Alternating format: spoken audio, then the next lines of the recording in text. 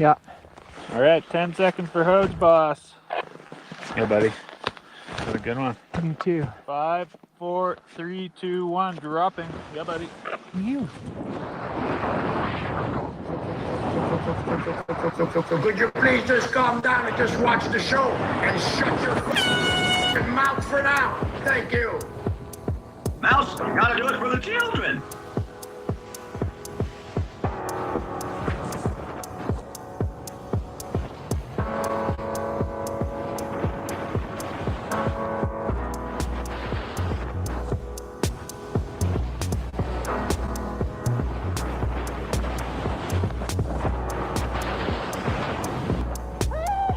I was like, be a man, be a man, be a man.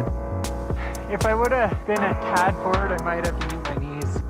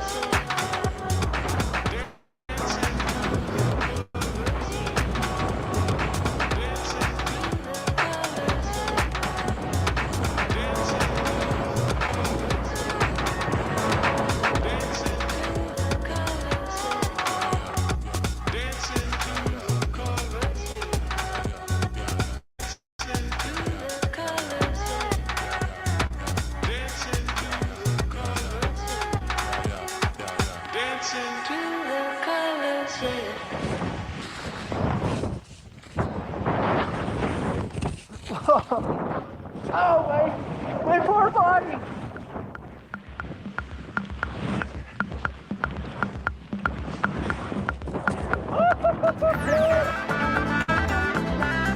All right, 10 seconds. 5, 4, 3, 2, 1, dropping in.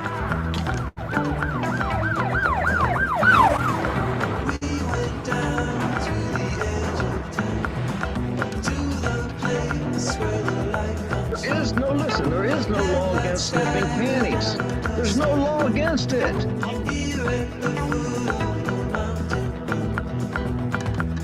Love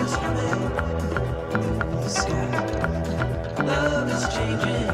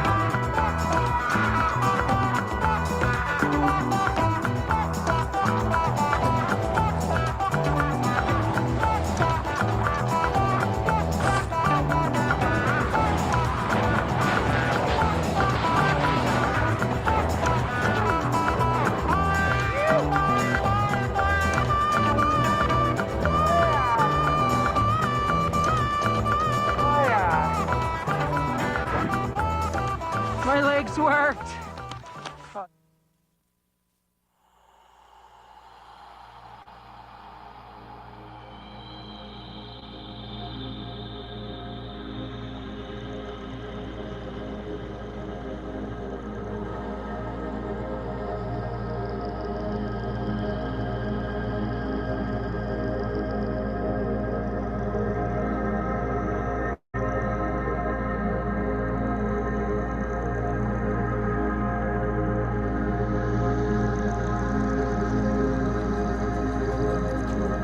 So Fox News learning that several close associates with Hunter Biden visited the White House more than 80 times.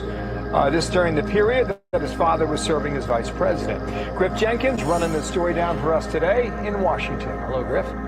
Hey, Bill, good morning. A new look at old records reveals 7 people associated with Hunter's now defunct firm Rosemont Seneca visited either the White House or the Naval Observatory on those 80 occasions and frequently met with then Vice President Biden's aides. And today, a former Obama-era stenographer is casting allegations about a past foreign trip, telling the New York Post, quote, Joe Biden committed crimes in Ukraine in a conspiracy with current National Security Advisor Jake Sullivan. I'm a witness to that happening. Now, this comes amid dual criminal and congressional investigations into the Biden family's finances. To date, President Biden has repeatedly denied any knowledge of his son's dealings.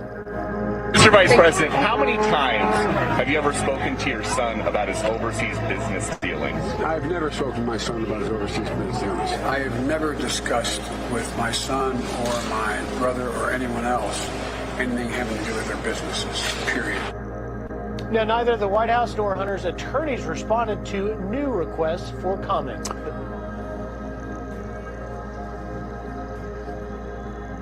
Come on, man.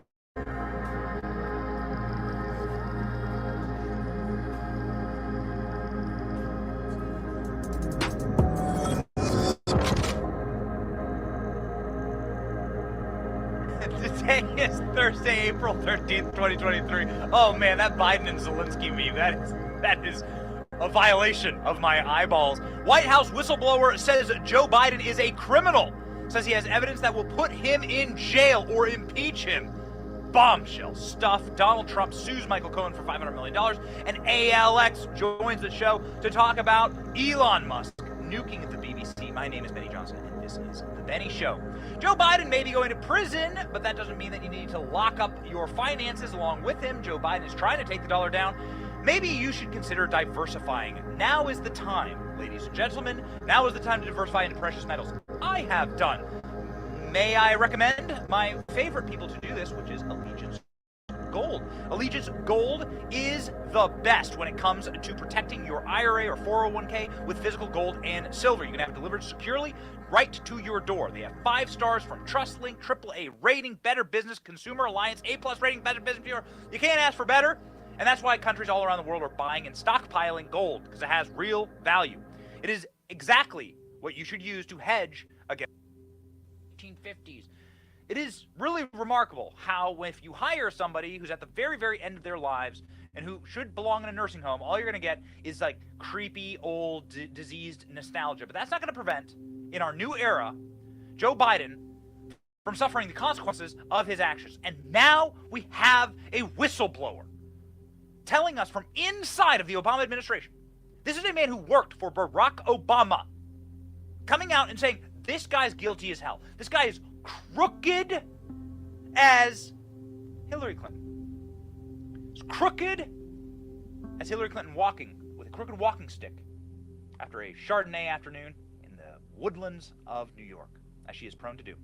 Ladies and gentlemen, the Obama administration has, in multiple occasions, said that they are very scared about how corrupt Joe Biden is. And we are going to take a very exciting journey down the road of Joe Biden's corruption today. And we're going to expose for you something that burst forth onto the national stage last night with a whistleblower, telling us something that we already knew, but we did not have the confirmation from inside of the Obama White House. But if you had your eyes and your ears open, then you would have understood exactly how desperate they were to stop you from talking about one thing. And remember, our corporate press, they are a fifth column in this nation. They are agents of the state. They are state-funded media. And we decided to go and do a mashup of state-funded media for your viewing pleasure this morning to show you the tea leaves, to show you the breadcrumbs of this story. When Hunter Biden's laptop story broke, how did PBS cover it? You can't get more corrupt than PBS. PBS is literally sponsored by the state. They are literally deep state news. Never watch PBS, but how did PBS cover Hunter Biden's laptop? Because this is all connected.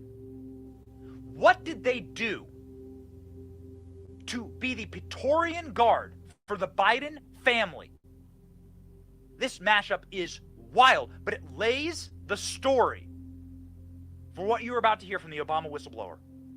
This is why, with blood in their eyes and fire in their veins, they did everything they could to try to not only prevent you from learning about Hunter Biden's laptop, but to stop you from ever even sharing it. Watch. Over the past few days, President Trump has highlighted a report by the New York Post about Hunter Biden, Joe Biden's son. There are major questions about the origins and the accuracy of that story, that the president's personal attorney was peddling Russian disinformation. Unfounded claims about Vice President Biden's son, Hunter. Unverified story about Hunter Biden. Adam Schiff suggested the claims are Russian disinformation. Disinformation. Intelligence agencies warned the White House that Russian intelligence used Rudy Giuliani as a vessel to undermine the Biden campaign. Republicans vowed to subpoena the CEO of Twitter for blocking a politically charged an uncorroborated story in the New York Post. It involved Hunter Biden, son of presidential candidate Joe Biden, and his business dealings in Ukraine. You know, it's this article of dubious sourcing that's been disproved.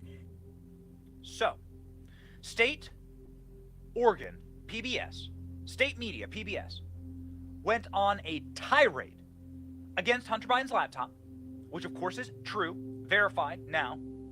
Dozens of news outlets have verified this. You already knew it was true. Everyone knew it was true. The Trump campaign knew it was true. Rudy Giuliani knew it was true. Why? Why did they scream like demons to stop you from learning about this? Well, now we know. Part of it is because of Hunter Biden's crimes. And those crimes are evidenced quite clearly in a report from the Marco Polo Association. This Marco Polo Association has documented 450 federal crimes, ladies and gentlemen, that the Bidens have committed on that laptop. However, there is one that is so damning and so demonstrably illegal that they tried more than ever, more than anything else, to hide this one from your purview. In fact, they impeached Donald Trump for just asking questions about it. Joe Biden's business dealings with the Ukrainian gas company, Burisma.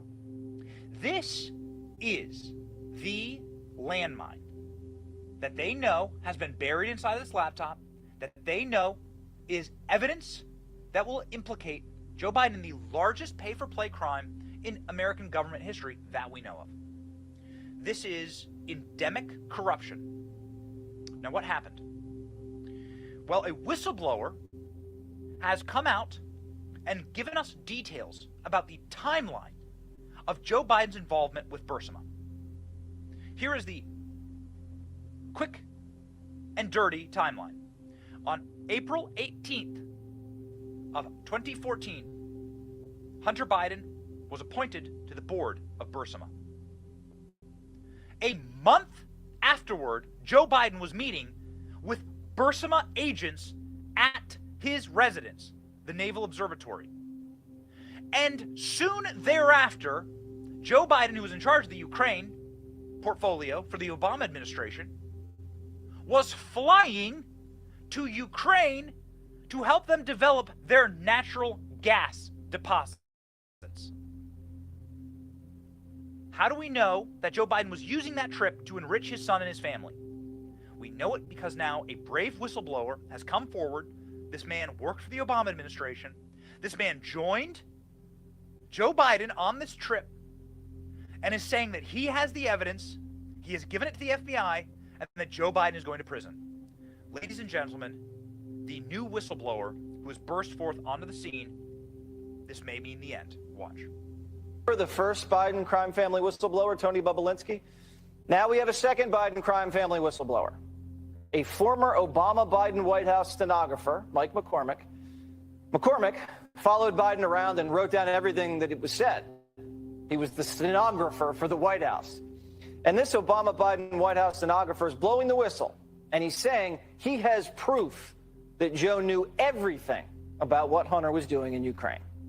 He calls the whole thing a kickback scheme, and he joins me in a minute. But first, here's the timeline. February 2014, the Obama-Biden administration stages a coup in Ukraine. The pro-Russia leader is removed and a pro-American leader is installed. On April 12th of 2014, Hunter was sending out detailed memos on Ukraine, you know, the kind of thing you'd see in a classified document. 6 days later, on April 18th, Hunter signs on to be a board member of Burisma. 3 days after that, Vice President Biden flies out to Ukraine. He's running point for Obama. And the White House whistleblower was on that trip. The stenographer says that Joe was on Air Force Two with one job: push for fracking and unleash Ukraine's natural gas reserves. Isn't that something else? The man who ran on shutting down fossil fuels here in America was so urgent and so eager to get on a flight to develop Ukraine's natural gas that he all but broke the sound barrier running to the airport to use American dollars, and he ended up using $50 million American to assist in the development of Ukraine's natural gas and oil reserves. Why? Well, it's laid out clearly by the whistleblower himself, Mr. McCormick. Watch. Like, what went down on that trip that you're aware of? Thanks for having me on, Jesse. Well, what happened on that trip was Joe Biden was in the front of the plane. My job as a White House stenographer was to be in the back of the plane in the press cabin. And if Joe or a senior administration official came back and did a briefing, and then I would record it and make a transcript. Well, that's exactly what happened. That senior administration official was Jake Sullivan, who's now our national security advisor. So I didn't see anything wrong with it at the time. Years go by. I've left the White House. I'm writing books, and I get a hold of the Hunter Biden laptop from Marco Polo. They're a nonprofit, anti-corruption nonprofit. About a year and a half ago, I started writing a Substack based on what I find. And then I go back over what I knew happened when I was working for Joe. I found the transcript that I wrote about that briefing. That's when Jake Sullivan starts talking about fracking. And because of what I'd read in the laptop and reported in my Substack previously, I'm like, wait a minute. Joe Biden knew Hunter Biden was already on the board on April 18th. Joe Biden knew. He directed Sullivan to go back and talk to the press. This is a conspiracy. Now, I want to stop for a second and talk to you about who Jake Sullivan is. Jake Sullivan right now is the National Security Advisor for Joe Biden. Jake Sullivan has worked in national security his entire greasy, translucent-skinned, vampire-looking, goblin-esque life. This is the man who planned the deadly pullout from Afghanistan, but more importantly, the further you look, you realize that Jake Sullivan is deep state as hell. You can't get more deep state than Jake Sullivan. Jake Sullivan is the man at the center of the Russiagate hoax. Jake Sullivan is the man targeted by John Durham for shopping around and actually initiating the writing that led to the Russiagate hoax. Jake Sullivan crafted it all up. This is how corrupt this individual is. Not only that, Jake Sullivan's wife, she's a prosecutor for the DOJ. She's someone directly involved in going after Donald Trump. This is how the deep state works. So Jake Sullivan went on this trip with Joe Biden and was there in order to create cover so that Joe Biden could go and develop energy resources for his son. According to the whistleblower, there was a conspiracy theory that was hatched. And that conspiracy theory was to enrich the Biden family by using American power. Jake Sullivan was the con man, the operator that made it all happen. And this whistleblower says that he has spoken with the FBI, that he has documents that are going to land Joe Biden in jail or impeached or both. Absolutely shocking stuff. Watch. I went to the FBI and filled out their witness tip line. There's a website. You fill out all these tips, these web directions. I submitted it. If you lie to the FBI when you're submitting a tip like that, you can go to jail. I'm not lying. I'm telling the truth. Joe Biden is lying. Joe Biden is a criminal. That's the bottom line. I don't care if he goes to Timbuktu or Ireland or anywhere. He's a criminal. And I've got the evidence. If they put me in front of the grand jury that's right now seated in Wilmington with Special Prosecutor David Weiss, my testimony becomes the evidence that will put him in jail or will lead to his impeachment. Probably lead to his impeachment first. So you're saying that Joe Biden wasn't going to Ukraine to fight corruption. Joe Biden was going to Ukraine to help the natural gas industry. At the time, he knew that his son was on the board of the biggest natural gas business conglomerate in Ukraine. That's exactly right. This man, on penalty of perjury in jail, Mr. McCormick, who went with Joe Biden, who traveled with Joe Biden, who was Joe Biden's stenographer, the man writing down everything Joe Biden was doing, is saying that Joe Biden belongs in prison because Joe Biden hatched a plot with Jake Sullivan in order to go and use American resources to boost his son's and his own financial interests. And they only did that after a coup in Ukraine. Do you see how the deep state operates? So throw out the leader, install your son to make money, and then go over there and use American taxpayer dollars and Air Force Two in order to start turning that money. Hoovering that up directly into your bank account. Check out this article, bombshell stuff from the New York Post, who did the original reporting on this issue. Joe Biden boosted Ukrainian gas industry as Hunter took role. Vice President Biden visited Ukraine on a mission to bolster the country's energy industry just days after his son joined the Burisma Natural Gas Board, which a former White House stenographer claims implicates Joe Biden in a foreign influence peddling kickback scheme. Mike McCormick said he was the current national security advisor. Mike McCormick, who's the name of the stenographer, said he was with current national security advisor Jake Sullivan when Biden ate in the press cabin of Air Force Two en route to Kyiv on April 12, 2014, outlined how the world's wealthiest country, America, would help the deeply corrupt post-Soviet state build its gas industry.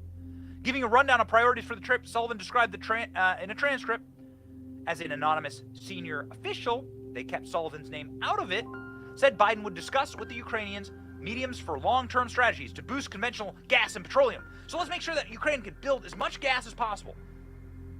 This, the guy who says he's going to shut down fossil fuels, was raging to get Ukraine up to peak in their fossil fuel production. Why?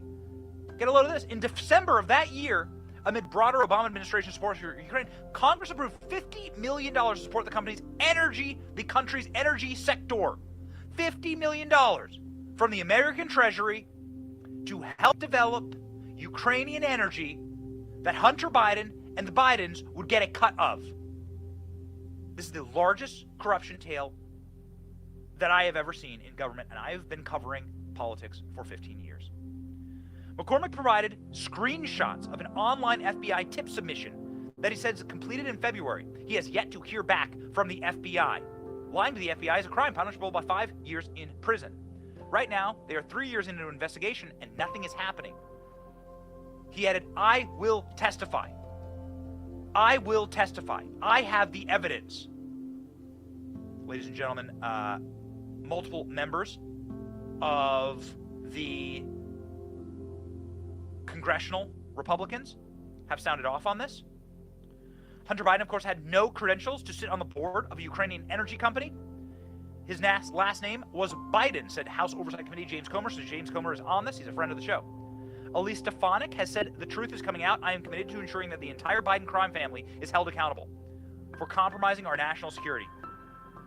Hunter Biden was paid $1 million a year. 2014, 2019, this is $5 million for sitting on this board. Plus every other way that they can possibly can. That's what we know of. This is why we talk about the bank records. You must understand how the bank records operate. And you must understand that there was an open door. According to this article, there was a swinging open door of Burisma agents into the White House. So open was this door that the Obama administration said, what the hell is going on here? The Obama administration State Department flagged Hunter Biden and said, this is going to be a major issue for us. He's on this board of Ukrainian gas company. His dad's in charge of Ukraine. This is total and complete corruption. We have the reporting from that. Now we find out that 80 times Hunter Biden's business partners went to the White House to meet with Joe Biden. And they're trying to put Donald Trump in prison for Excel spreadsheets. My God, watch. 4 business partners, a vice president of the company, and 2 assistants at Hunter Biden's now defunct firm visited the White House more than 80 times when his father was vice president. That's according to Fox News Digital.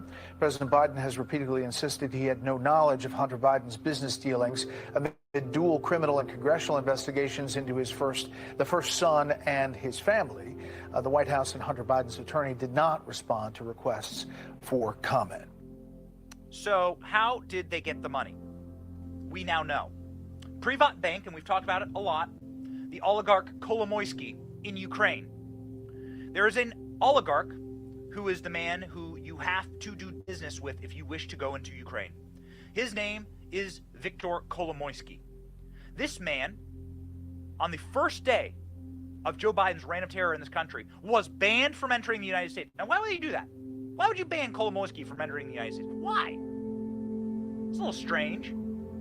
It's almost as though they were preparing for the congressional oversight, and they needed to make sure that this man could never testify. Hunter Biden's business interests overlapped with Ukrainian oligarch. This reporting from the Daily Signal is absolutely wild. This is the oligarch. This is the bank. This bank is now run by the state in Ukraine. You wonder what they're doing in Ukraine. What Zelensky has done in Ukraine is now nationalize everything. So this bank called Privat Bank is still run, but it's run by the state. It's not run independently. Because independent individuals can use these records of corruption to save themselves from prosecution.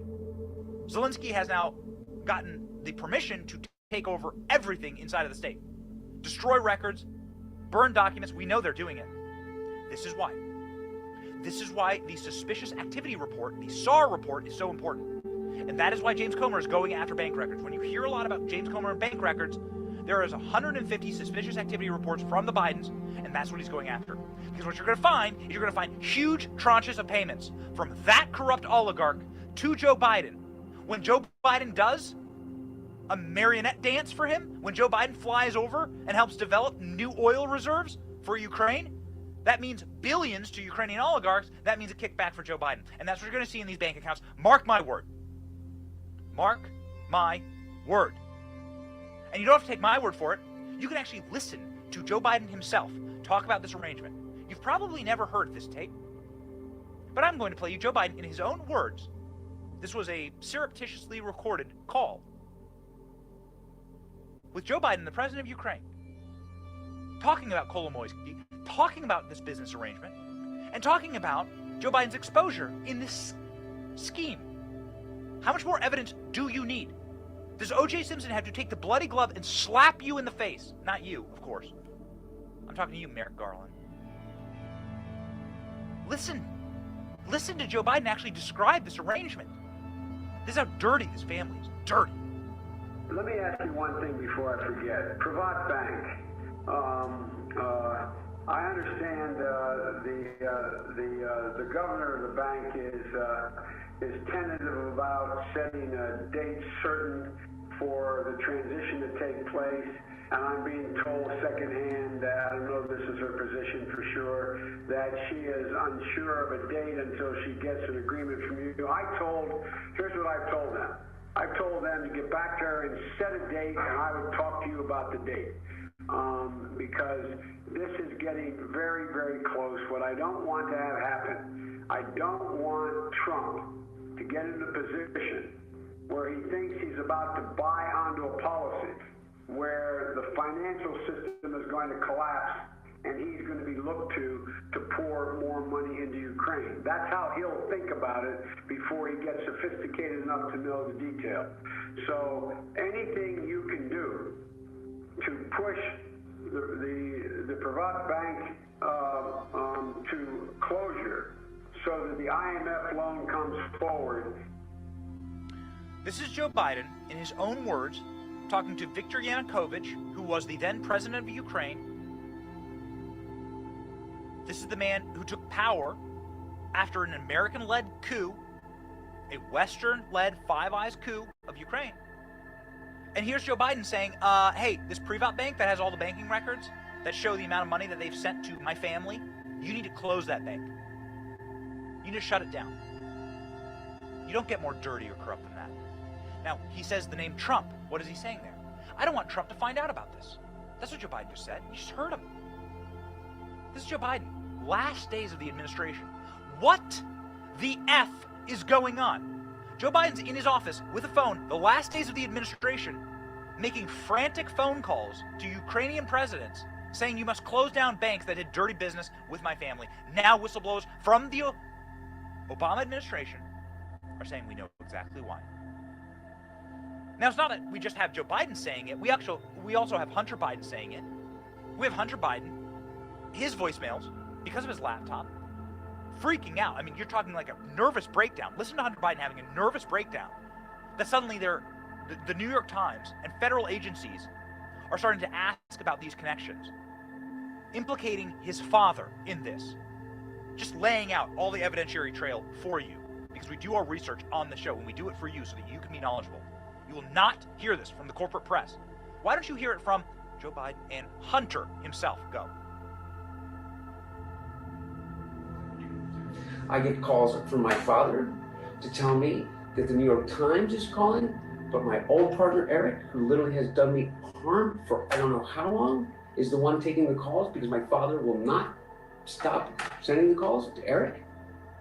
I have another New York Times reporter calling about my representation of literally, Dr. Patrick Koh, the spy chief of China, who started the company that my partner, who was worth $323 billion, founded, and is now missing.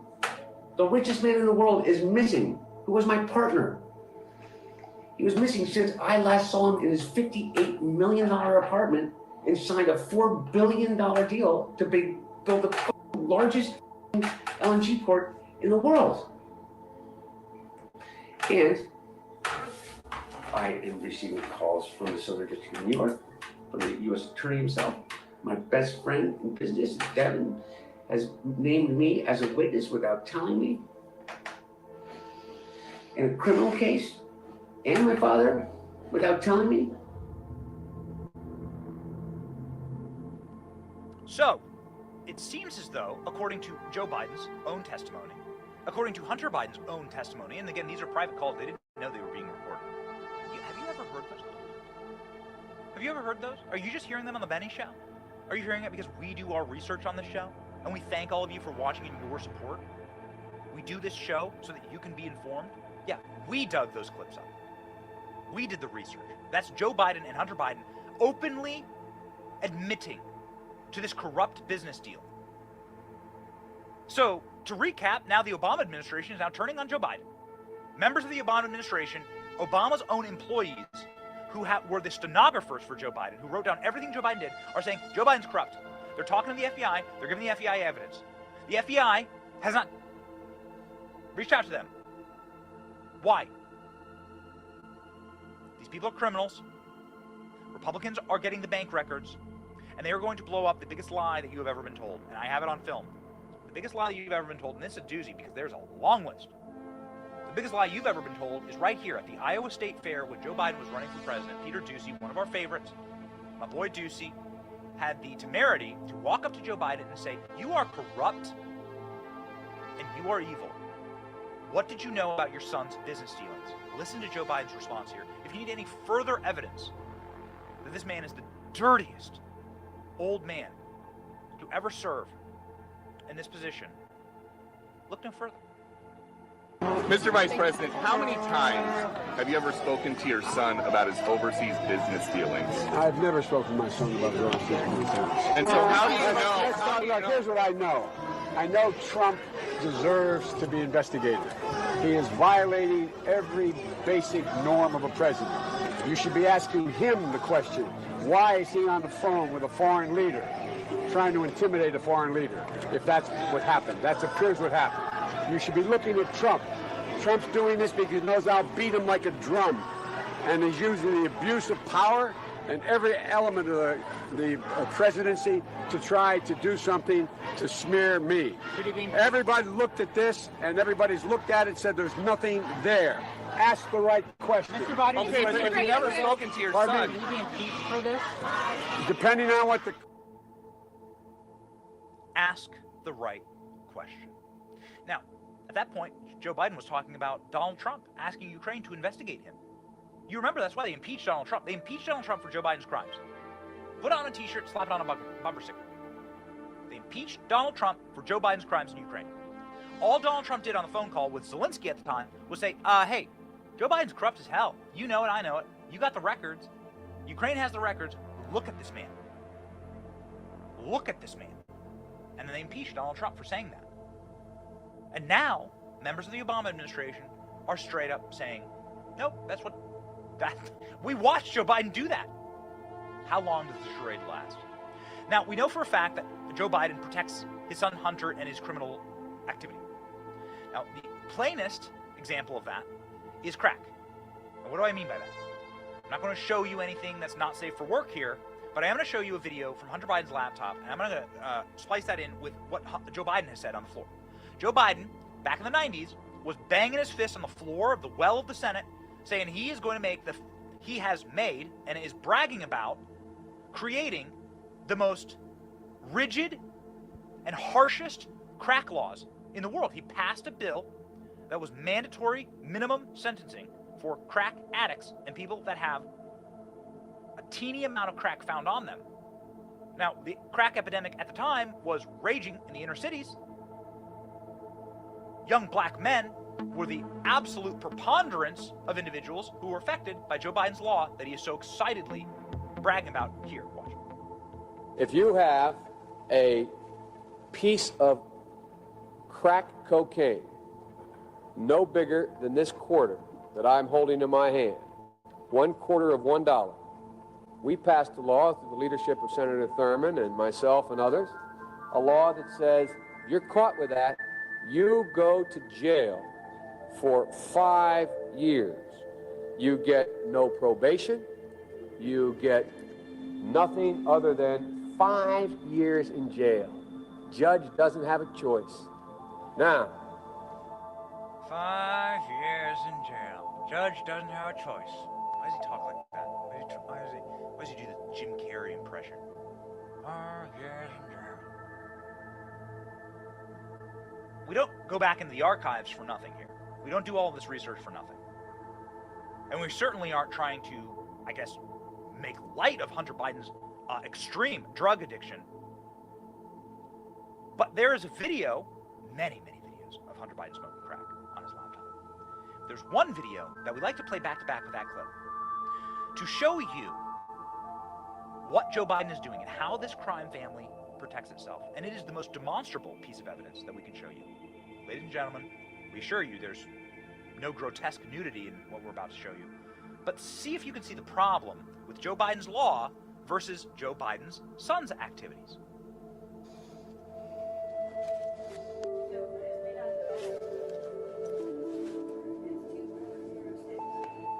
$2.07 without the bag.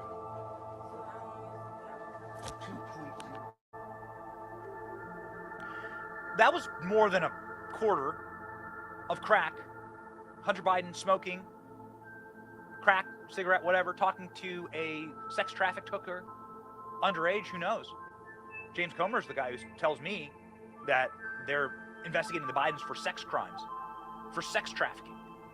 So who knows what underage, foreign-born, sex trafficked hooker that Hunter Biden was talking to there, arguing with him over how much crack they had. But let me tell you something, as somebody who doesn't ever smoke crack. I mean, hope you don't either.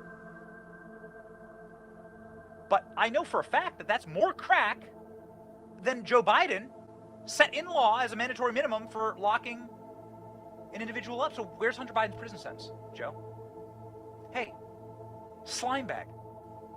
Your son is parading around in half of his videos. They had too much nudity in them. I can't show them to you. We got our account taken down. Parading around with a gun, with a firearm, illegally bought. Then he had a fight, and that firearm was thrown into a dumpster right beside a high school. And then the Secret Service showed up to try and confiscate all the paperwork to prove that he had ever bought that weapon. And Joe Biden's going to get on TV and he's going to mule at you about gun crime, and about people who lie to the federal government, and about individuals who shouldn't be owning guns in the country. And he's not going to put his son in jail. I can show you the physical video. I only show you that to explain to you the nature of this family. You must understand the nature of these individuals. So now Hunter Biden is where? In prison? Clearly he's violated a ton of Joe Biden's laws that his father had passed. No, actually. Currently, Hunter Biden is in Ireland with his dad. Hunter Biden's in Ireland with his dad, being his gatekeeper. Hunter Biden steps in to help Joe Biden understand a question he's being asked by a group of children. Hunter Biden is by his father's side at every single step of the way here. This is called softening the image. This is a PR stunt. What they're trying to do is they're trying to soften Hunter Biden's image. They're trying to make it so that, like, you can't attack him. They know that a prosecution is really heating up for Hunter Biden. And so what they're trying to do is they're trying to, like, push him into the light in a positive way. Hey, go to the Easter egg roll. We know there's footage of you with underage prostitutes smoking crack, but hey, go to the Easter egg roll. That will soften your image. Here's Hunter Biden having to translate English for his father. Dad, he's got a question. What's your question? What's the top what? What's the top steps to success?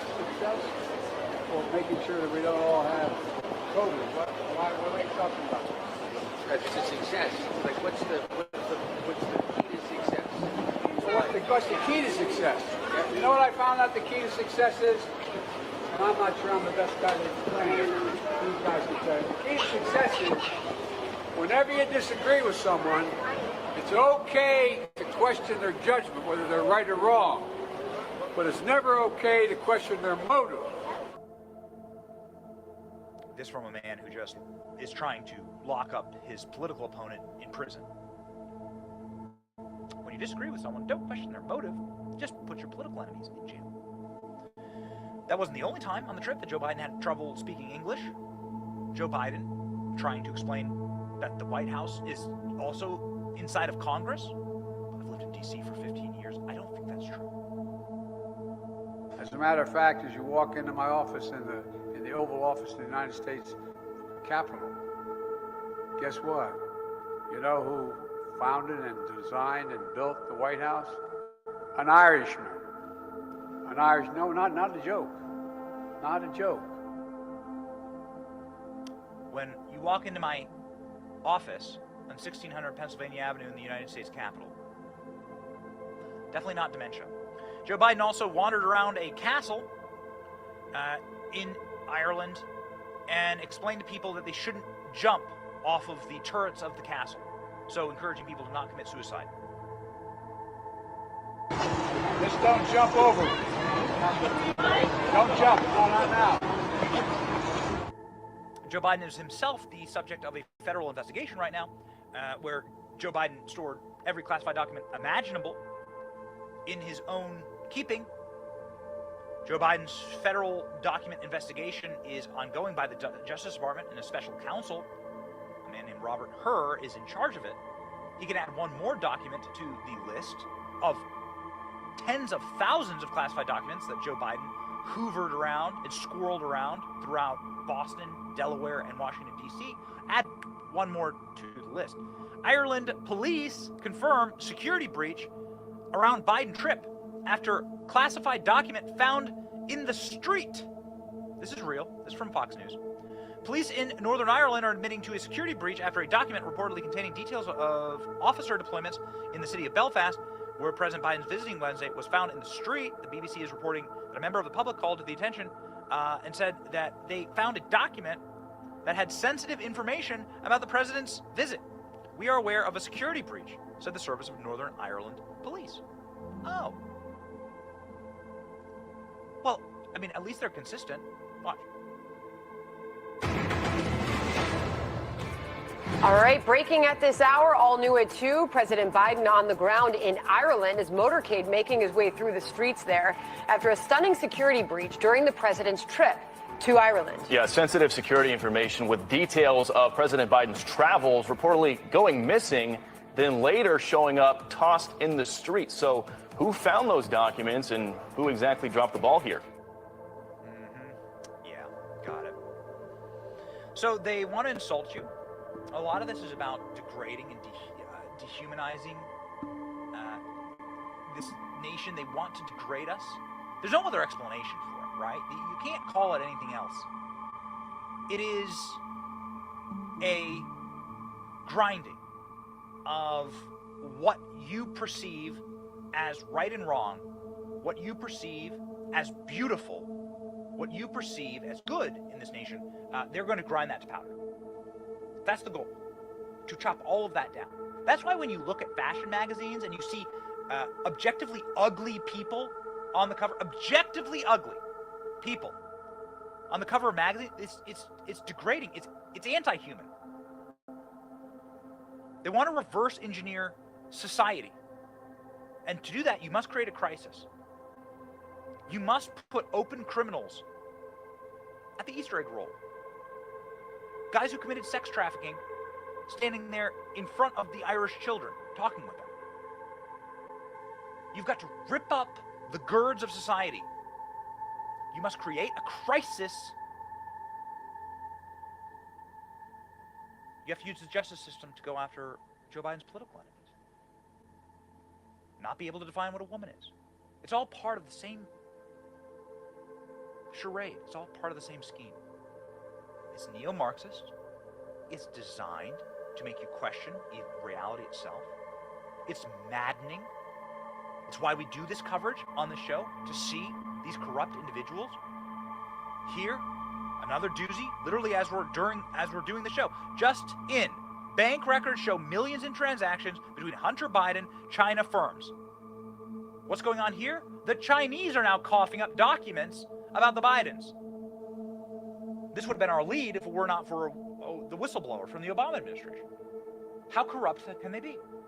How insulting can they be to you and your country? The Chinese are now cooperating with American investigators about the Bidens and the millions that they raked in from overseas business dealings. My God.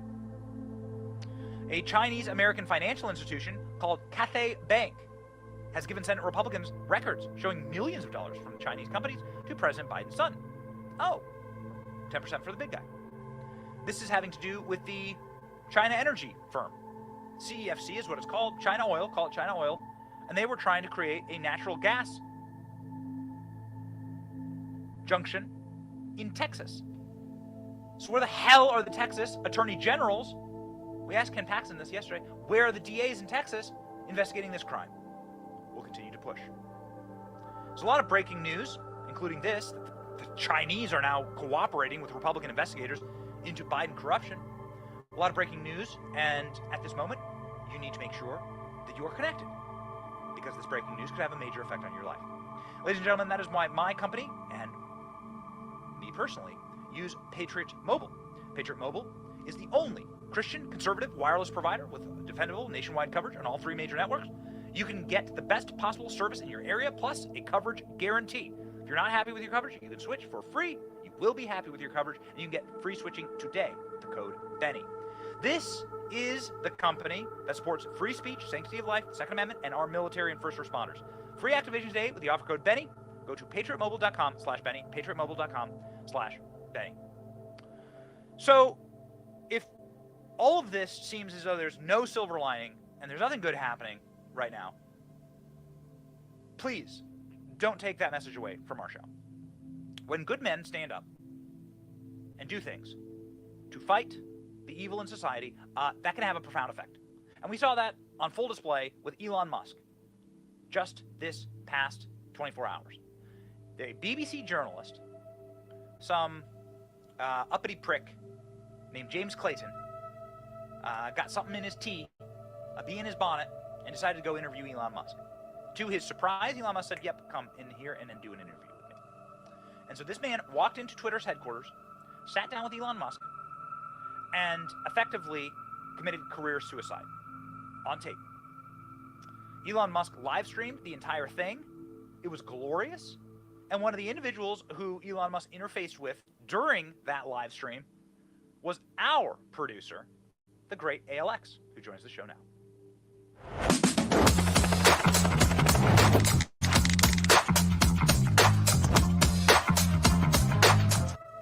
We love doing happy news on the show because there's a lot of doom and gloom. There's a lot of like, why aren't they arresting the Bidens? What's going on in this country? But we like bringing attention to the fact that Elon Musk, as a man and as a movement himself, is really, I think, changing the course of dialogue in this nation, exposing so much. I'm not sure he gets all the credit for it, ALX. Can you give us a recap of what happened 2 nights ago? Yeah, so James Clayton said that he emailed Elon in the morning, wasn't expecting an answer from him, and seemed ill-prepared because he went into that interview and he said himself that he was surprised he got an answer. Elon himself tweeted, "Going live with James Clayton in 10 minutes at the BBC. Tune in." And he had the space. He said that he was going to be on Spaces, so it was simultaneously live streamed on the BBC and then also on Twitter Spaces, which was genius. So they couldn't, clip it up and take things out of context. So he goes into it. He starts asking some prodding questions about misinformation and hate speech, and Elon says, "I'm not going to be the arbiter of what's true, what's false. Who's the arbiter of truth? Is it the BBC? Like, who is it?" And that's when the gears shifted in the interview, and Elon became the interviewer, it seemed. He couldn't name one example of the content that he was complaining about, and then he even agreed with Elon that it shouldn't be taken down. The same type of slightly sexist content that he was complaining about. So he really turned the tables on him, and it was, an embarrassment for him at the end. So I believe we have a clip here of the interview, which was shockingly released by the BBC. I mean, if we ever did an interview, ALX, and we had a guest that just absolutely destroyed me, I wouldn't release the footage. I'd destroy it. But somehow the BBC thought they got the better of this. What's our first clip? So the first one is when Elon Musk asks the BBC reporter James Clayton who the arbiter of truth is, and he kind of, is taken aback, and he doesn't answer. He's like, "Oh, you're asking me for an answer?" It's like, well, yeah. So let's check that one out. Do you think you prioritize freedom of speech over misinformation and hate speech? Well, who's to say that something is misinformation? Who's the arbiter of that? Is it the BBC? You're literally asking me? Yes. Well, no, you are the arbiter on Twitter. Yes, so the point I'm trying to make is that the BBC itself has, at times, published things that are false. Do you agree that has occurred? I'm quite sure the BBC have. Yeah, so... Okay, getting spicy there. He admits that, well, number one, are you cracking down on misinformation? And then in the same breath, he's admitting that the BBC has pushed false information. So my next question would be, okay, should the BBC be banned from Twitter for spreading disinformation under, you're telling me I should be cracking down on this stuff. It's like, well, the BBC is guilty of what you're complaining about. So what are you complaining about? So, okay, that's just the setup. So then the ball continues to roll. Yes. So then he goes more into the vein of what hateful content he's starting to see. And, you know, he wants specific examples, and it's just like pulling teeth. So let's see the first one about the slightly sexist content. I could see more hateful content in that. Content you don't like or hateful? What do you mean to describe a hateful thing? Yeah, I mean, you know, just content that will solicit a reaction, something that may include something that is slightly racist or slightly sexist, those kinds of things. So you think if something is slightly sexist, it should be banned? No, is that what you're saying? I'm not saying anything. I'm asking for specific examples. And you just said that if something is slightly sexist, that's hateful content. Does that mean that it should be banned? Well, you've asked me whether my feed, whether it's got less or more. I'd say it's got slightly more. Yes. So, how do you define slightly sexist? Yeah, exactly. He can't define anything, and when pressed for specific examples further, that's where it got really, really funny. Let's check out the rest of that clip. That's why I'm asking for examples. Can you name one example? I honestly don't use. Honestly, I you don't. Can't name a single example. I'll tell you why, because I don't actually use that for you. Well, hang on a second. You said you've seen more hateful content, but you can't name a single example, not even one. I'm not sure I've used that feed for the last 3 or 4 weeks, and Well, then how did you see the hateful content? Because I've been using Twitter since you've taken it over for the last 6 months. Okay, so then you must have at some point seen that for you hateful content. I'm asking for one example. Right. And you can't give a single one. And I'm saying, then I say you don't know what you're talking about. Really? Yes, because you can't give me a single example of hateful content, not even one tweet, and yet you claimed that the hateful content was high. Well, that's false. No, what I claimed, you just lied. What? You just lied. Yeah. So am I hearing that right? Yeah, am I hearing that right? So he's claiming he doesn't use Twitter, but that he's seeing the spike in hateful content, and then Elon's like, but you don't use Twitter, you're lying to me. Exactly, and the whole setup to that too, it's a much longer breakdown. It's like a 7-minute exchange. So what led into that too was him saying, well, you've brought back all of these banned users like myself who were banned for misinformation or whatever. So that was his main gripe with the whole misinformation and hate speech, was that it was due to the fact that he was restoring free speech and bringing back banned users. So that's why he asked, he's like, well, do you think slightly sexist content should be banned? Do you think all of this should be banned? And then he admits the BBC is guilty of spreading this information himself. And then he's backtracking and saying, well, I can't base like a specific type of content or piece of content, and I don't use the feed. So, but that, like, he spent 7 minutes complaining about it. So after the interview, he was packing up, and Elon decided to take questions from the audience. So I was brought up as one of those audience members, and I decided to ask him a question about a memer that was, recently convicted of a crime to meddle in the election, quote unquote, for posting a meme about Hillary Clinton. I had seen that he had engaged with a tweet about it in the past, but it was more asking, does anyone have more information? What's the criminal complaint on this? That's what his tweet was about. And it seems like he read up on it. So I asked him about it. Here's how that went. Really troll heaven on Twitter. And the thing is, like, even I even get trolled, and I'm like, God, why did I get trolled again? That was really right. Yeah, sure. I get trolled every day, and it's like, part and parcel of being on Twitter. Yeah, totally. It's worth it. On that note, did you see the guy who got charged for a meme on Twitter? What were your thoughts on that? I know you commented on it. I didn't know if you got to look more into it. His name's Douglas Mackey. Oh, that's the guy who I guess was accused of election interference or something. Yeah. Isn't that the counselor from South Park? Your vote or something?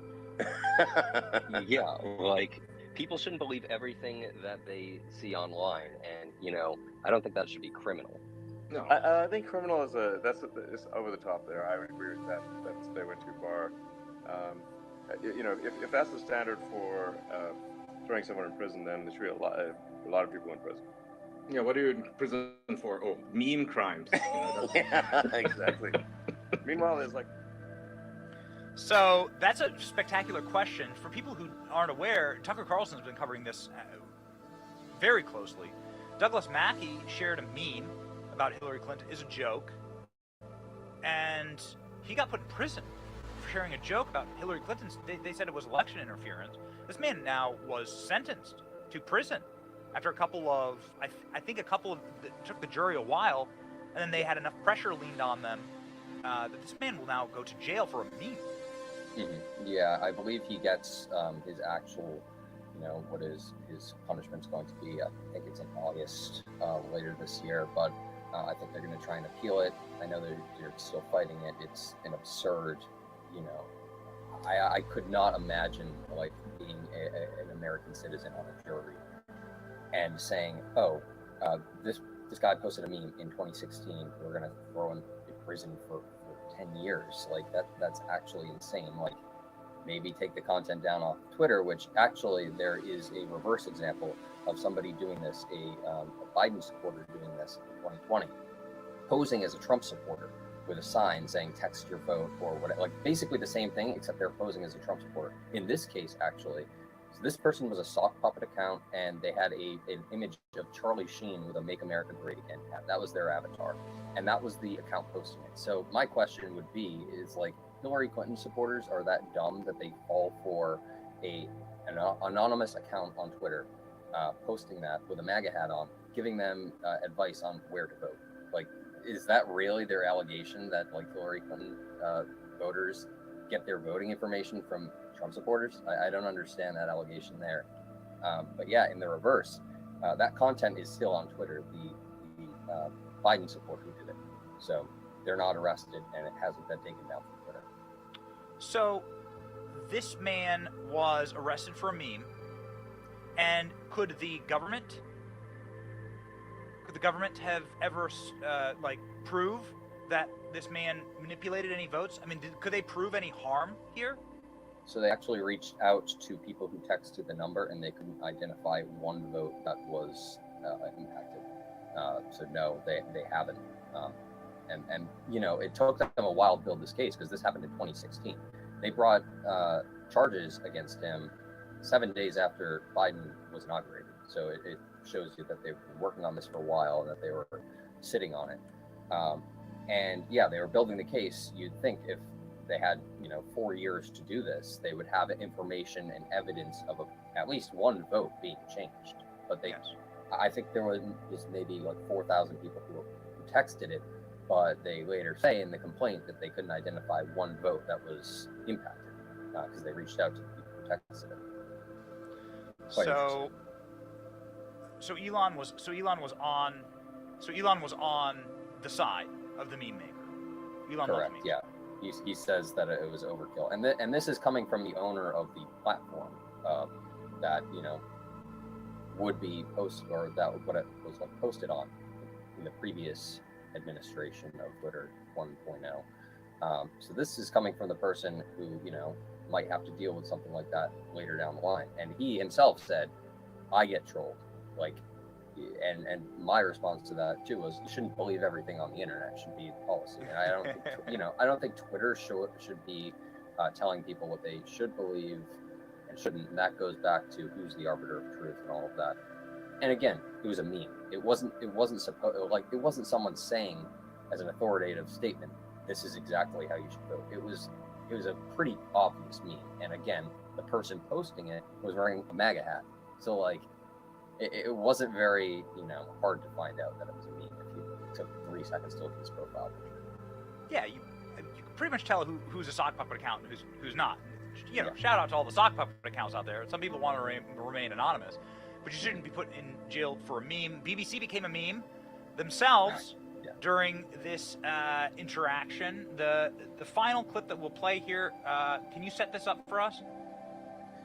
So I have a tweet as well that goes along with this, but Elon Musk throughout the interview kept asking, it's like, do you like BBC? Do you like the BBC? And the interviewer who works for BBC, like, you know, he can't even say that he likes his own company. So there's the tweet. I said BBC's own reporters won't publicly say I love BBC. That's tough, man. And Elon saw it and he replied. He replied to, I think, 7 of my tweets yesterday. It was pretty funny. So let's see the clip of him saying it during the interview. Oh, what questions I have?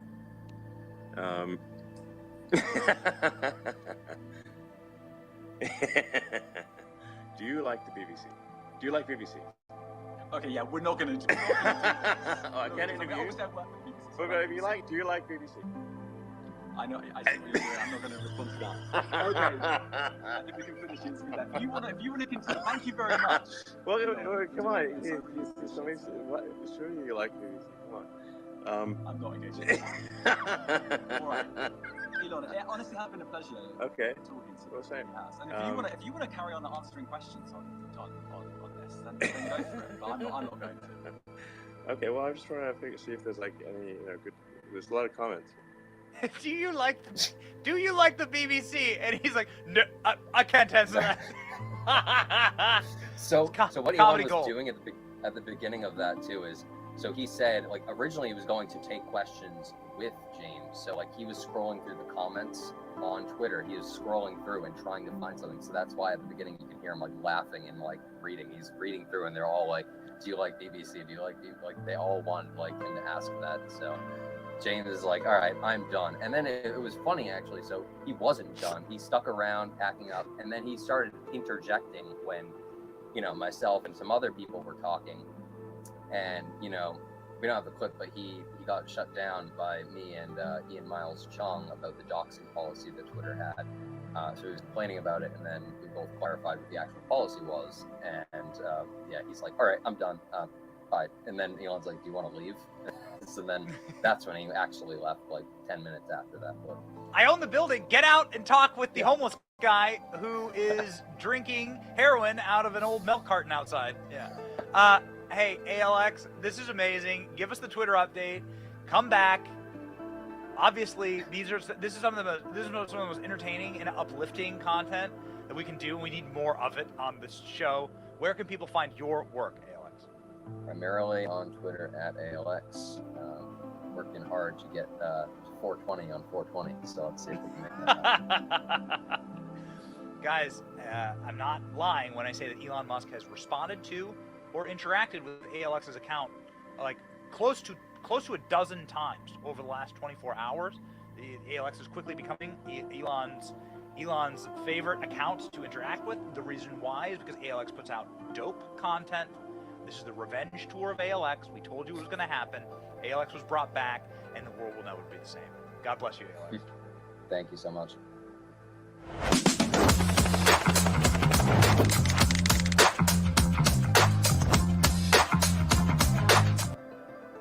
Oh man, what a good team we have around here. I gotta tell you, I'm so proud of the team we have here because everyone in their own way is like moving and shaking, and it's awesome.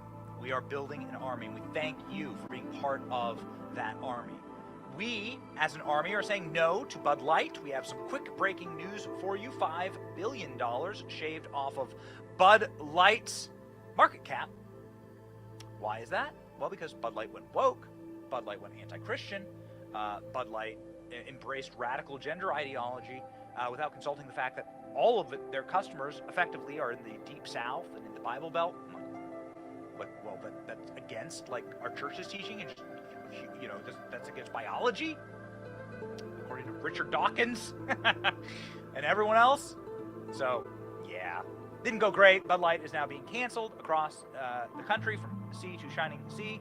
The fruited plains, ladies and gentlemen, are saying no to Bud Light. They are very much going broke for going woke. Bud Light has been facing growing criticism for its partnership with transgender influencer Dylan Mulvaney. In the last 5 days, parent company Anheuser-Busch stock has decreased 5%. That's a loss of $5 billion in market cap. But Bud Light isn't the only company launching such partnerships. Nike, Olay, and Kate Spade are just a few brands being called out for what critics call woke advertising in order to boost their CEI score. The Corporate Equality Index, or CEI, is a social scorecard that grades companies based on their inclusivity. It is run by the Human Rights Campaign, arguably the most powerful LGBTQ lobby in the world, and is equipped with millions in funding from George Soros's Open Society Foundation. It was the F-aroundest of times and the find-outingest of times, as the wise man once said. And so Bud Light effed around, and now they're finding out. Don't drink Bud Light, ladies and gentlemen. Turn you into a woman. Or at least a live-action role player of a woman. So somebody who is not role-playing, somebody who's for real running for president against Joe Biden, RFK Jr., we cannot wait to have him on the show. We've already outreached to his team. We will bring you RFK Jr. live very soon here. He gets his first major endorsement. Aaron Rodgers, the Packer quarterback, who said he was immunized from COVID, indicates support for RFK. I won't use the slur and the slander here. RFK has an incredible book out called The Real Dr. Fauci. RFK is a Democrat, and he is running against Joe Biden. Now, some people say that RFK should be not just in the Packers locker room protecting those NFL players whose, like, you know, body is their lives, like these athletes. It's wild, like how they went after the athletes. These athletes, their body and their physical health and their well-being, that is their life. So bodily autonomy, on its basest level, should be the most important to athletes. Guys like Aaron Rodgers actually spoke up about it, and he's a hero for doing that. RFK Jr. also spoke up against the mandates, about the insanity that Dr. Fauci pushed upon our nation.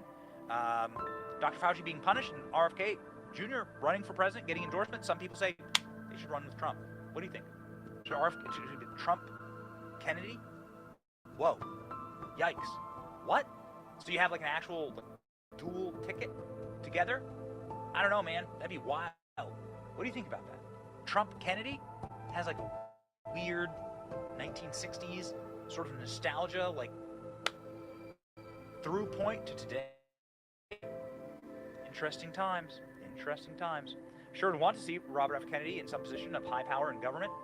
If there is one man who can undo what Dr. Fauci has done, or even begin to, it is Robert F. Kennedy Jr. Again, we look forward to having him on the show and talking to him about it. What we will do before then, however, will be the verse of the day. The verse of the day is from Psalms. Psalms. Surely goodness and mercy shall flow. Surely goodness and mercy shall follow me all the days of my life, and I shall dwell in the house of the Lord forever. One of the most famous Psalms, nay, the most famous Psalm.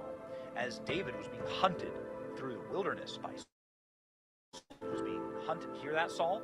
Hear that, Royce? You know King Saul? Rolls-Royce knows King Saul? He can't respond because he's upset. So Rolls-Royce, learning a little bit about the Bible. Myself too. David wrote this while he was being hunted in the wilderness by his king, and he still wrote about the peace that God provides, even though the entire nation had turned on him. His entire nation had turned on him, and the armies were hunting him. Does that sound familiar? Do you recognize America? Does it feel like you're being hunted, metaphorically and quite possibly physically? If you dare protest in front of an abortion clinic, yeah, you are being hunted. And God can be your refuge. I shall dwell in the house of the Lord forever. Goodness and mercy shall follow me all the days of my life. Let that be sitting upon your heart as you strike forth this Thursday. Ladies and gentlemen, know that you got your boy Benny, and I got your back. This is The Benny Show. See ya.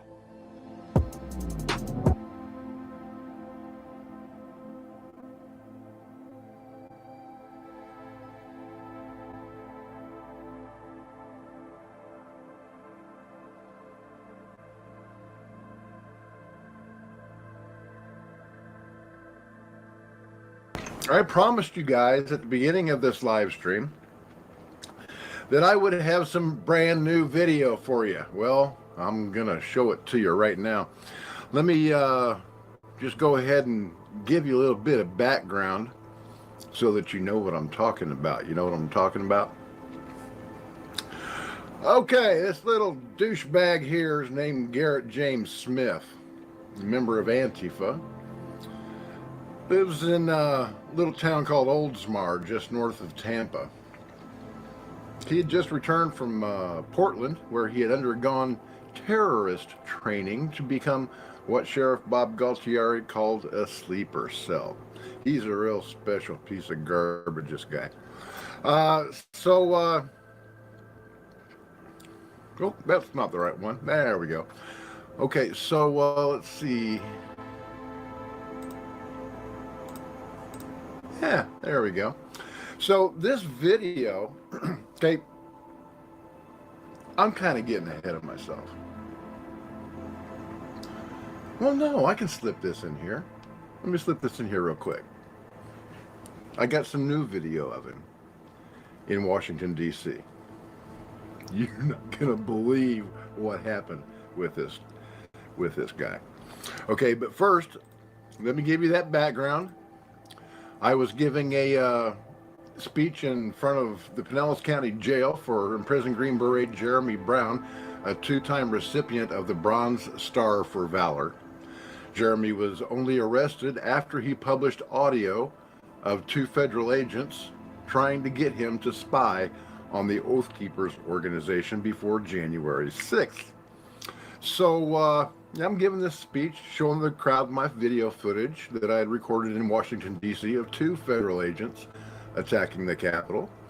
And, well, I'll let Tampa Bay 10 fill you in. Explosives and homemade grenades stuffed with nails, all found in the backpack and home of the 22-year-old man named Garrett Smith, arrested near this January 6th protest outside the Pinellas County Courthouse last night. This is Nightside. I'm Carolina Lee. The protest was in support of a man arrested and accused of participating in the insurrection.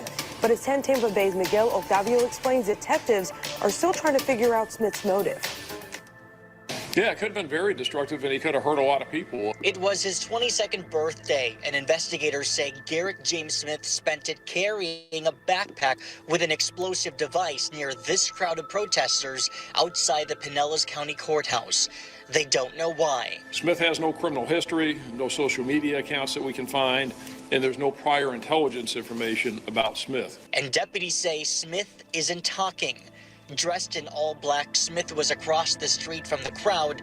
Deputies don't know why Smith held back. We're fortunate in this situation that something caused Smith to flee before he ignited the explosive device, and the deputies were able to apprehend him. Detectives say a search of Smith's home turned up 4 devices that looked like grenades.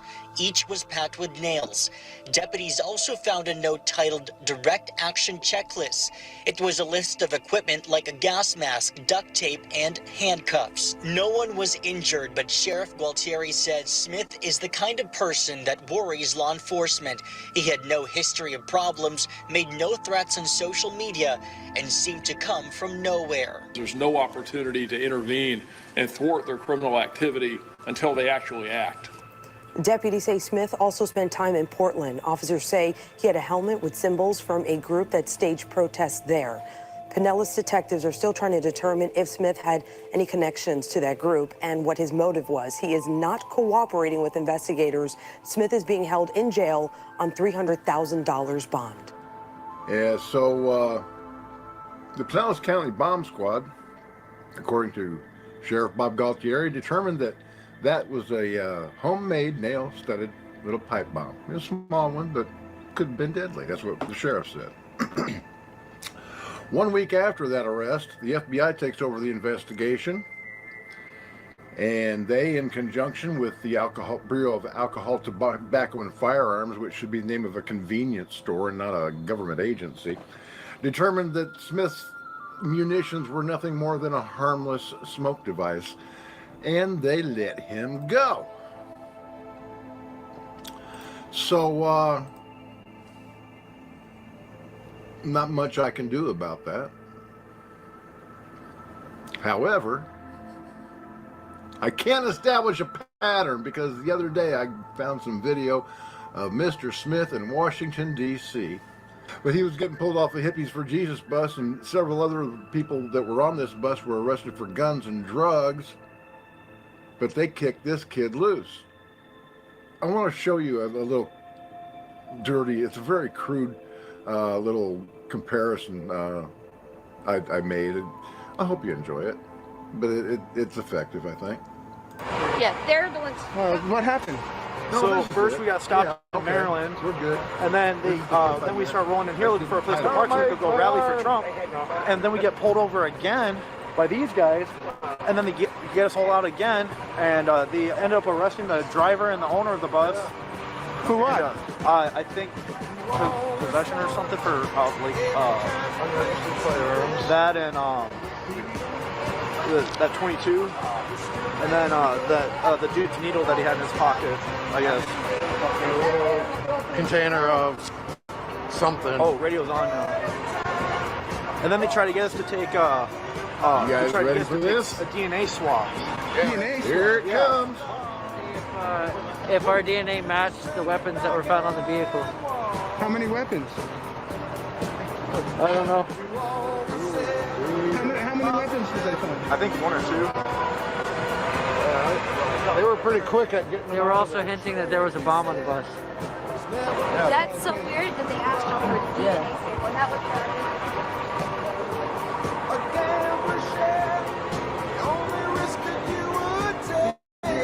What did you find in there? Do you know? Is there anyone who's authorized to comment?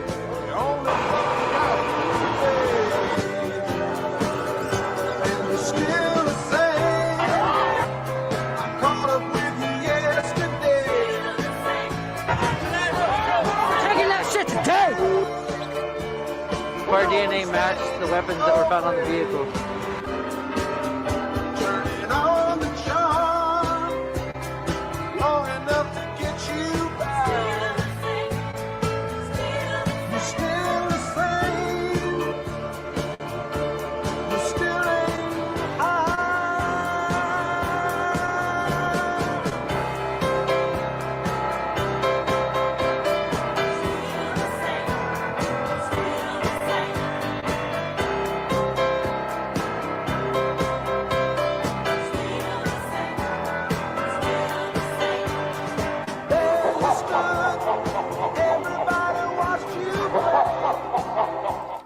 So what do you think? What do you think, kids? Is that the same kid or not? I'm pretty sure it is. And in both instances, he's arrested by police and somebody intervenes to set him free. How many people are going to have to be hurt by this kid? Is somebody actually going to have to die before they put him in prison? Are they grooming him to be the next school shooter? This kid is a menace, a complete creation of the FBI. It's probably not even his real name. Matter of fact, I know he doesn't even know what the hell his name is. The month before the attack, he petitioned to change his name to Jordan Hanna. Apparently, he's some kind of Antifa transgender incel. That's the reason, I imagine, why he pissed his pants and ran away, attracting the attention of Pinellas County deputies instead of throwing his bomb.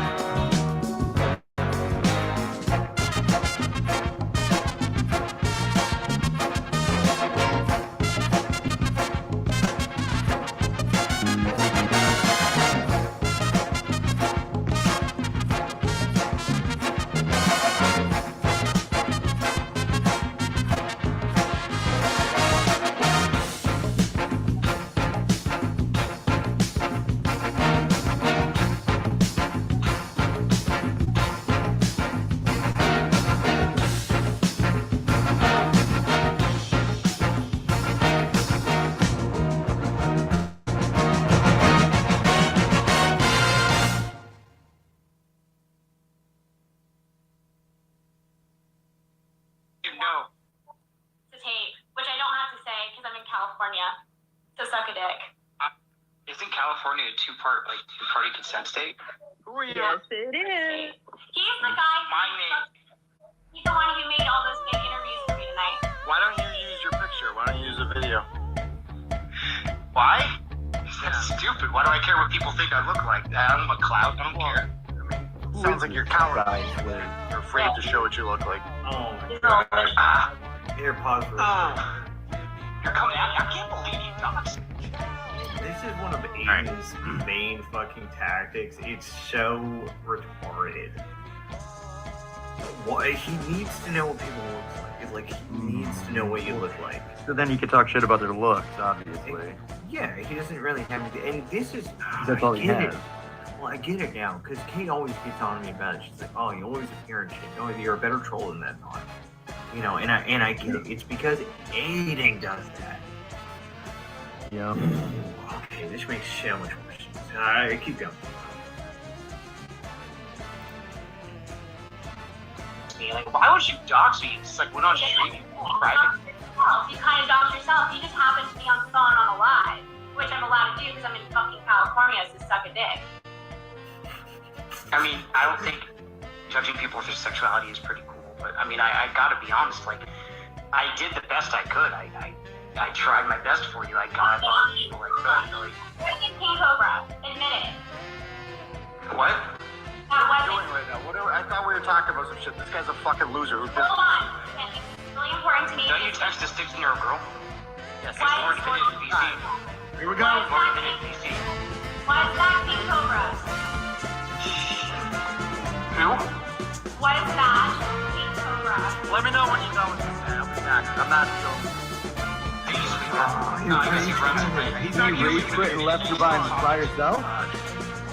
He's not dealing with it because he's tired of people talking about him. He left her by herself. Having communication with a fucking 16-year-old. Wow, you fucking piece of shit, bro.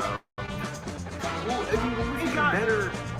2, 3 days, I think it was like, what is it? He's on Aiden's panel trying to call someone out for doing this stupid shit. Wow. Good job, Colonel. Yeah, he inadvertently called himself a child predator without even realizing that this guy is so smart. Like,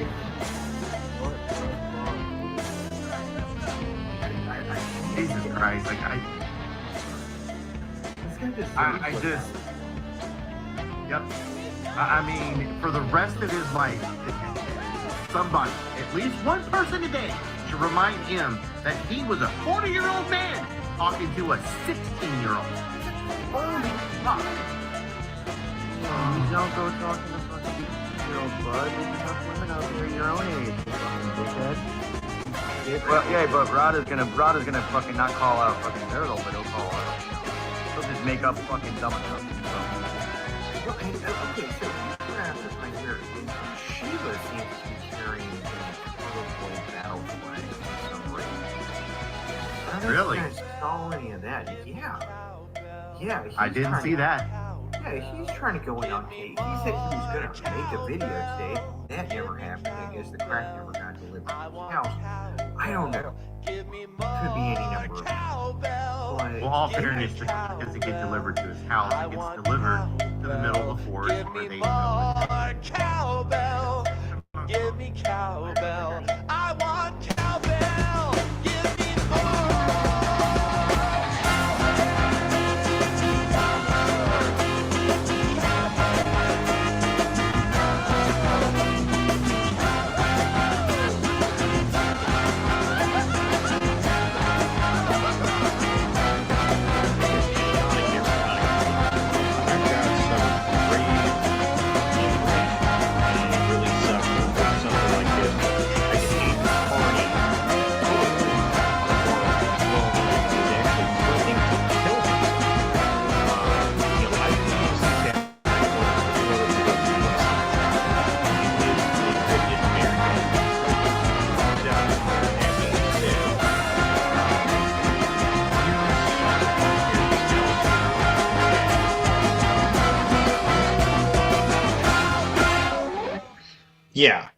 No, it's, you know,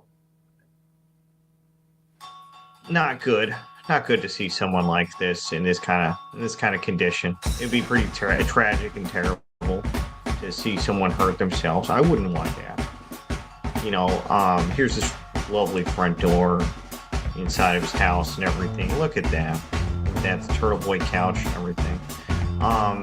Yeah, no, this would be tragic. I don't want this man to hurt himself. I don't want him to kill himself. That'd be terrible.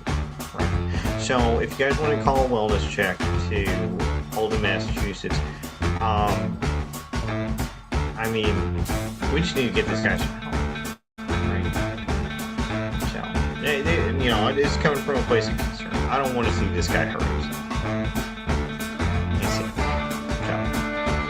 Again, that address, just thought I'd put that out.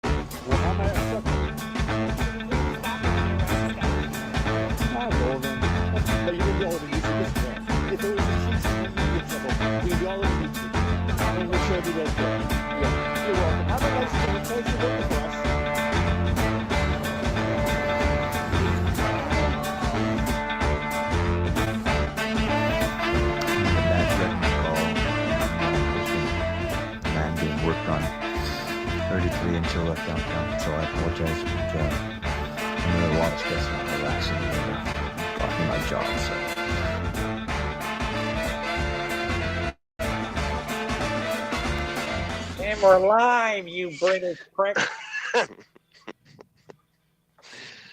You British prick ma.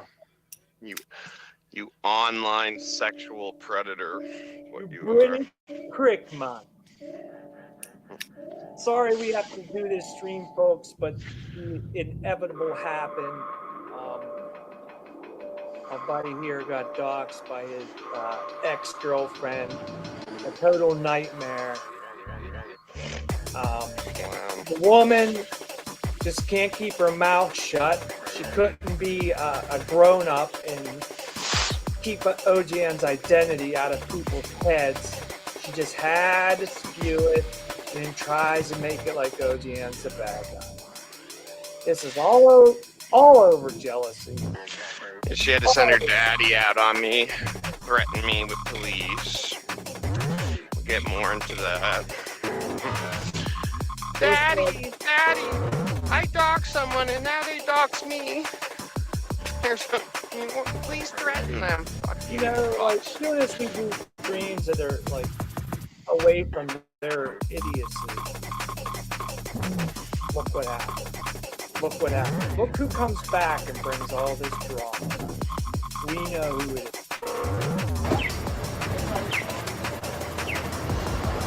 You live?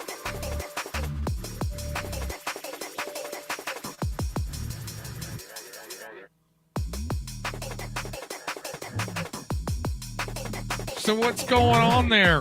We've got an interesting scenario here.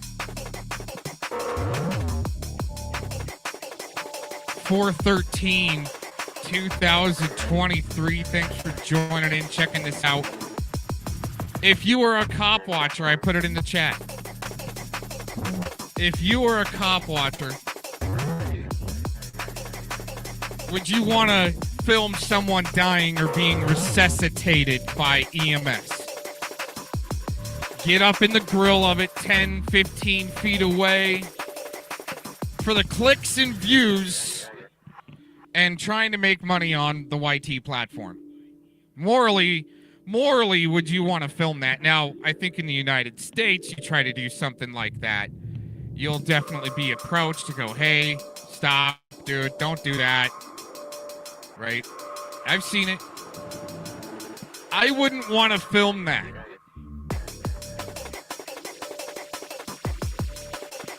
There's another angle you can do away from that and commentate. Agreed? Anybody agree or disagree? Not getting right up into the scene, and I probably wouldn't even be playing this except for it's dark. It's darkened out, and it's been darkened out even a little bit more so you don't see the man in the shaded part there getting worked on by EMS. All right? Because I didn't even really want to play this footage. But holy crap, dude. Seriously. Would you want that on your conscience to be the one to film somebody dying there in the street? For clicks and views on the YT platform to make money off of. It's, I mean, is it, you guys don't believe me, right? You guys don't believe me? That's what the intent is here. That's very inconsiderate if you're recording. No, it's I'm trying to make money on YouTube, thank you. Oh, what did he just say? Hold on. Uh-huh.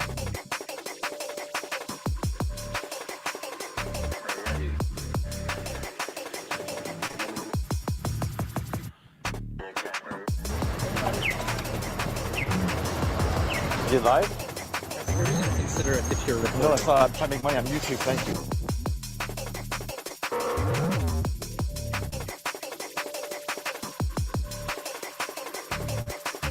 Huh. Yeah, Dr. Dork. That's okay, though, right? That's okay in your dumbed down world for people to do that?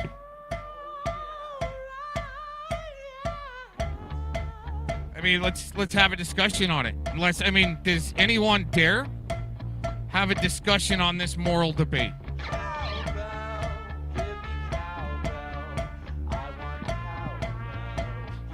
That was a good track. Already played that earlier. Oh my gosh. Here, hold on, let's go. Okay. Does anybody, I mean, we got enough people that, you know, I guess this is the test out of the few people that are here. How many of you just dorks watching and recording?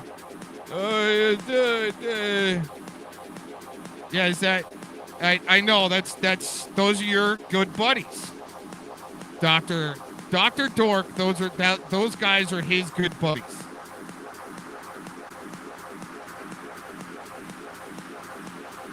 You're bad, dude. Here trying to promote for these shillbacks, in my opinion.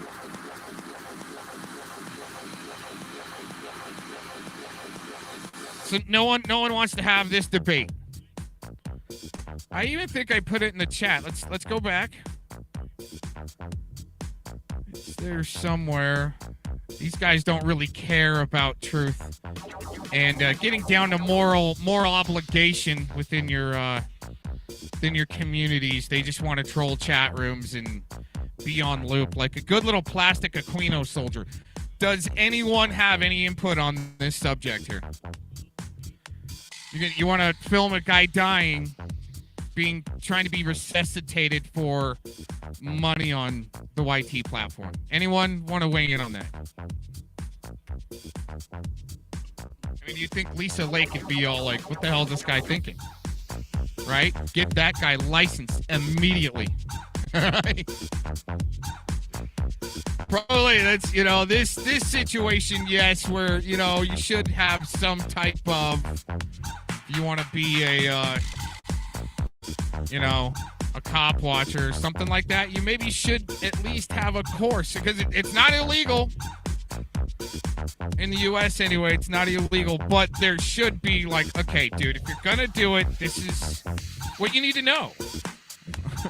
Right? And I've seen some of that, right? Some of the coordination. I'm gonna go back. Asking some opinion here. What do you think of that? A man's dying there. Possibly, I don't know if he lived or not. Been shot. Still, nobody wants to weigh in. Let's see.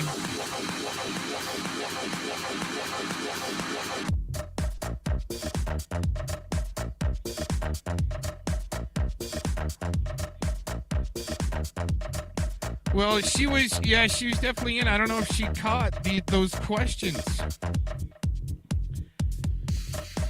Well, to actually film somebody when they're dying or something like that. Now, it should be up to the police, the EMS, to get in front of the camera. Don't film it, dude. Don't film that.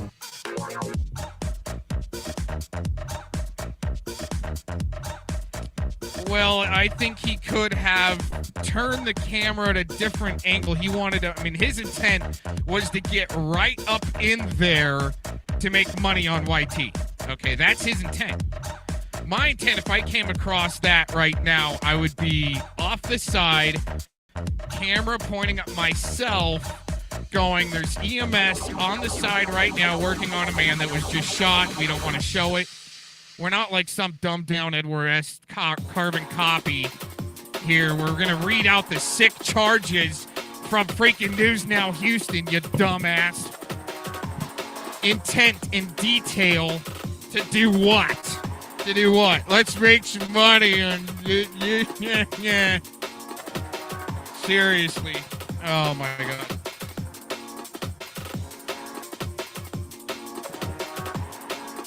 Nobody yet?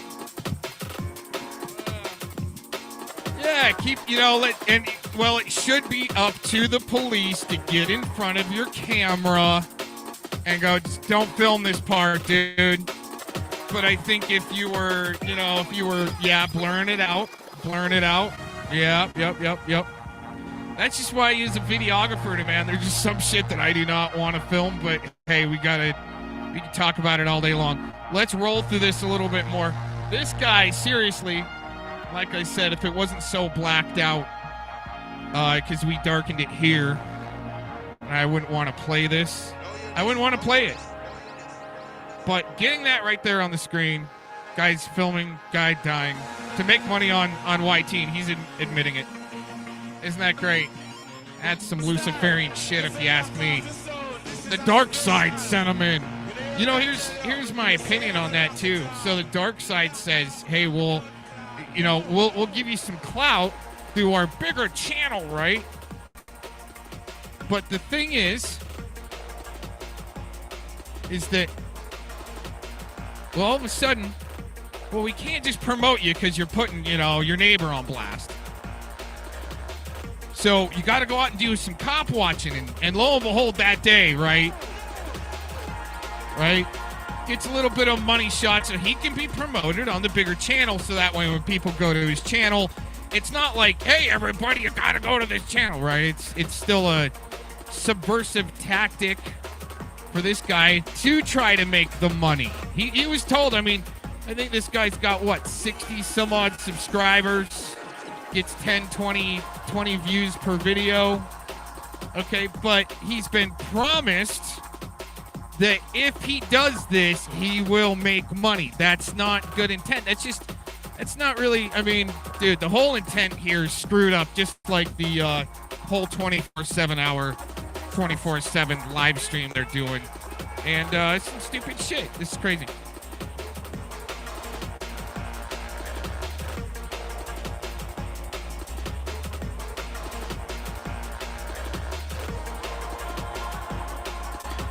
Hey, everybody. Is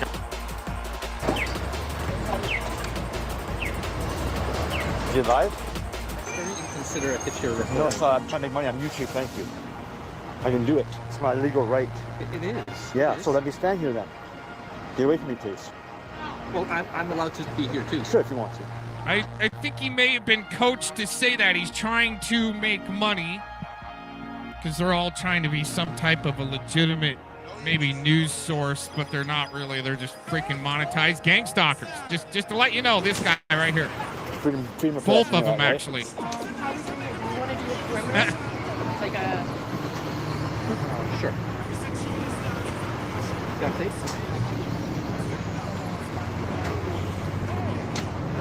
Why are you standing here? It's freedom of press, man. I'm allowed to do this. Okay, you're gonna be all over YouTube. Good for you. Are you proud?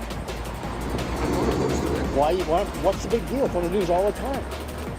I can't see anything. I see people. That's it. Why is it a big deal to you? I don't know you're mad at me. I'm not mad, but why are you standing in front of me? So, I'm not mad. Do I sound mad to you? Well, you sound frustrated. Oh, yeah, but you're telling me what to do. I'm not doing anything. This is our legal right as Canadians. That's right. So why are you standing in front of me? Get away from me. You're in my space. I'm not bothering you. Please. Okay, so we're just going to erect the tape, so you're going to have to be on the outside of that tape. Oh, you're going to, come blocks away or what? Want to do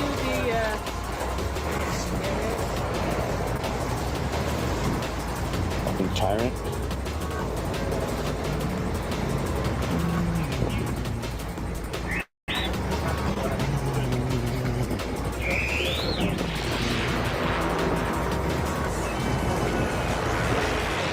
Oh, I see it's got to recover, man. This is freedom of press. You know that, right?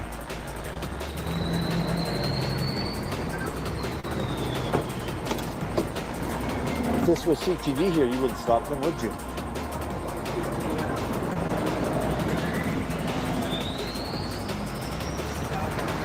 You're a tyrant. You're a tyrant.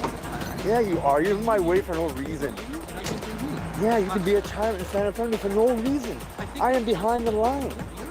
Get out of my space. I'm not talking to you. I don't want to talk to you. I don't need to talk to you. You're nothing to me. Move. I don't need to talk to you. Yeah. Am I breaking the law? Get away from me. I'm not. I'm not breaking the law. Get away from me. I don't have to go anywhere. Neither do I. I can go right by the tape. Get in my fucking way. What are you doing, tyrant?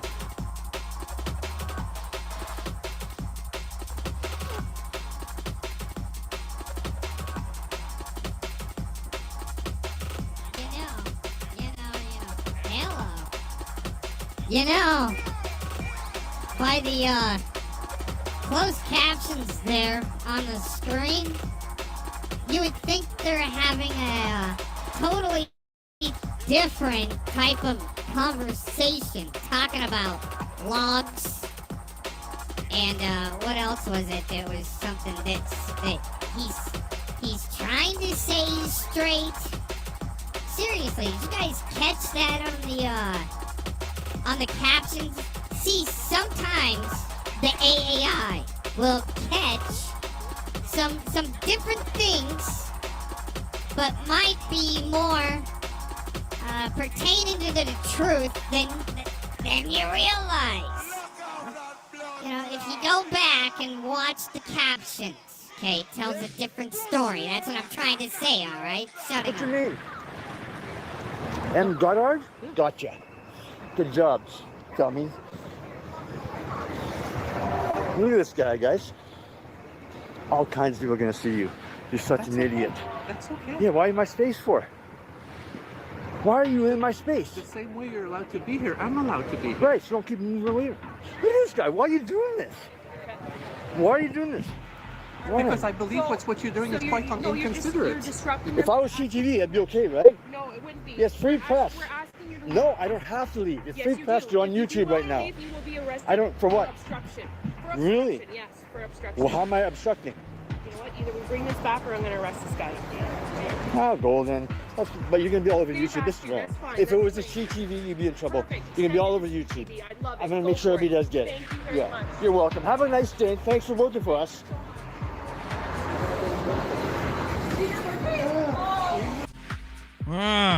Uh-huh. I made a bad judgment call on posting a man getting worked on earlier today in Chilliwack downtown, so I apologize, but under a lot of stress from a harassing neighbor. It cost me my job, so. Wow. Yeah. Under a lot of stress. These guys. Like these guys. These guys were partying back in this day. Now they're all under stress, just like just like that neighbor. You online sexual predator. Oh my gosh, these guys. Crickmon. Sorry we have to do this stream, folks, but the inevitable happened. See, more sorry. See how it aligns. Here got doxxed by his ex-girlfriend. A total nightmare. Wow. The woman just can't keep her mouth shut. She couldn't be a grown-up and keep OGN's identity out of heads. She just had to spew it and then tries to make it like OGN's the bad guy. Oh, so when they doxed each other, OJM and his this chick he was dating, right? And they dox each other, and his dox is out there, and then all of a sudden they want to play volleyball or some type of tetherball or jump rope or something in their in their bullshit little dumbed down sandbox. So when they want to keep track, right? Go around and say, "Oh, Cox is destroyed," right? So I swing back at them, and then they try to put it all on me that I doxed OJM. But when he was doxed first by a chick, it was a bad scenario.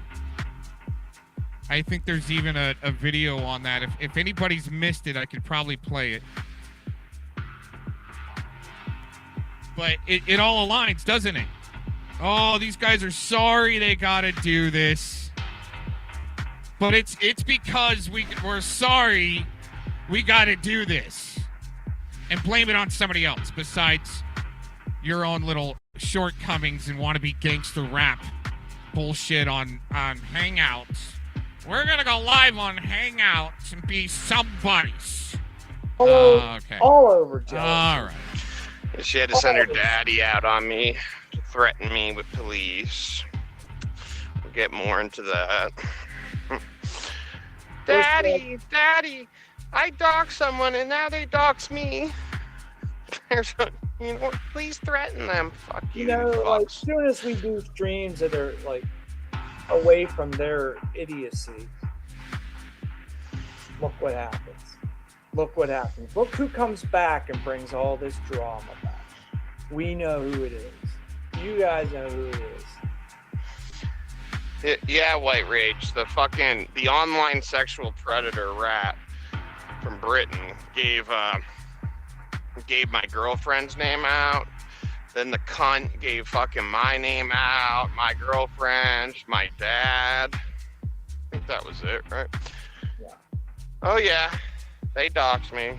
Yeah, they threatened OGM for 3 days in a row. 2.5 days. It started the night of the 4th. What's worse is what the Mr. Online Sexual Predator is doing to GGW, who is done living in fear of this rat. But when we get some more people in here, we'll get on that. Start the show off slow. I don't know. So much fucking, God, these fucking rats. There's so much. Yeah. Hey, what's up, Nicola? There's so fucking much, man. Yeah, of course, Nicola. I'll send you the link. Hold on. I'll get it to her. Yeah, we're a little bit behind today. Yeah, we're just winging it because it's just probably gonna. What's going on with GGW?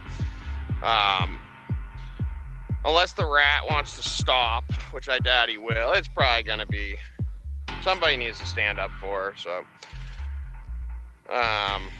she lives in a different country than like fellow man and I do. So I don't want to talk about. I want to wait till everyone hears this, but she lives in a different. She doesn't live in America. She lives in a country where you can't fuck. These guys go around and say that everybody else is white knighting for this person and that person. But man, are they quick to step up for the stankolas that are in there and some others that are just like, they're like damage control, right? If you're a chick in the wrong. Just saying. Just my opinion. Again. Oh shit. I'm gonna give that one to Lanny. Oh, there's Lanny. Well, who should I give links to? Well, I'm giving one to Nicole, and then I'll give out ones when we're done. I thought I was giving it to Nicole. There's Nicole's. Damn Canadians. But anyway, yeah, it's gotta be, thankfully GGW has some people stand up for her, because I'm not joking. When we get the show going a little bit, I'll show you what he's doing to her. The no good online sexual, okay, predator. That's what he's doing. But anyway.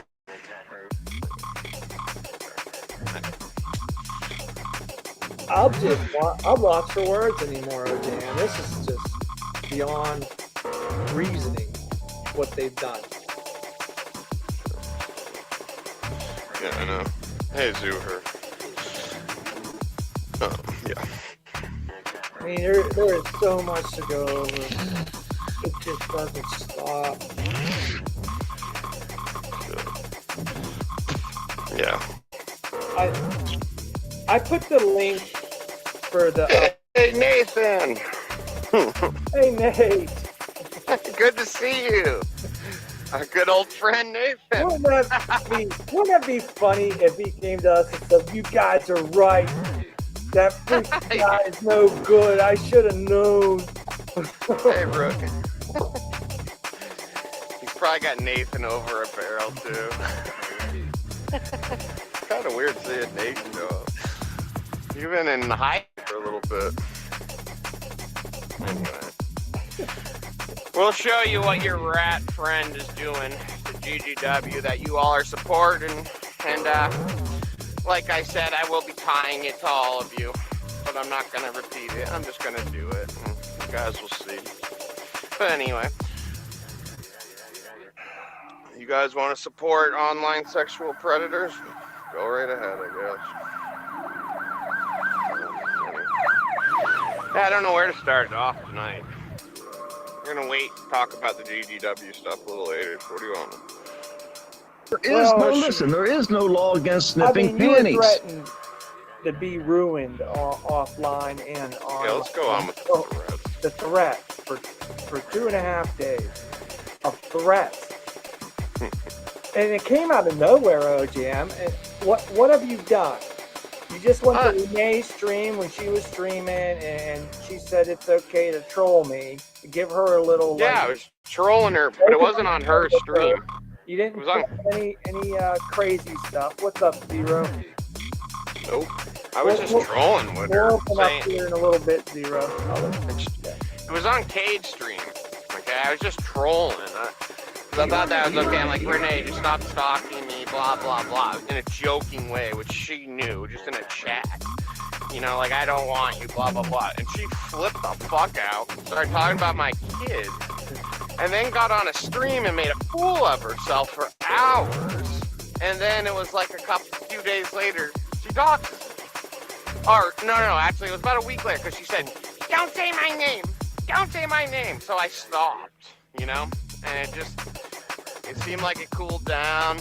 We had some good streams without talking about them. And then...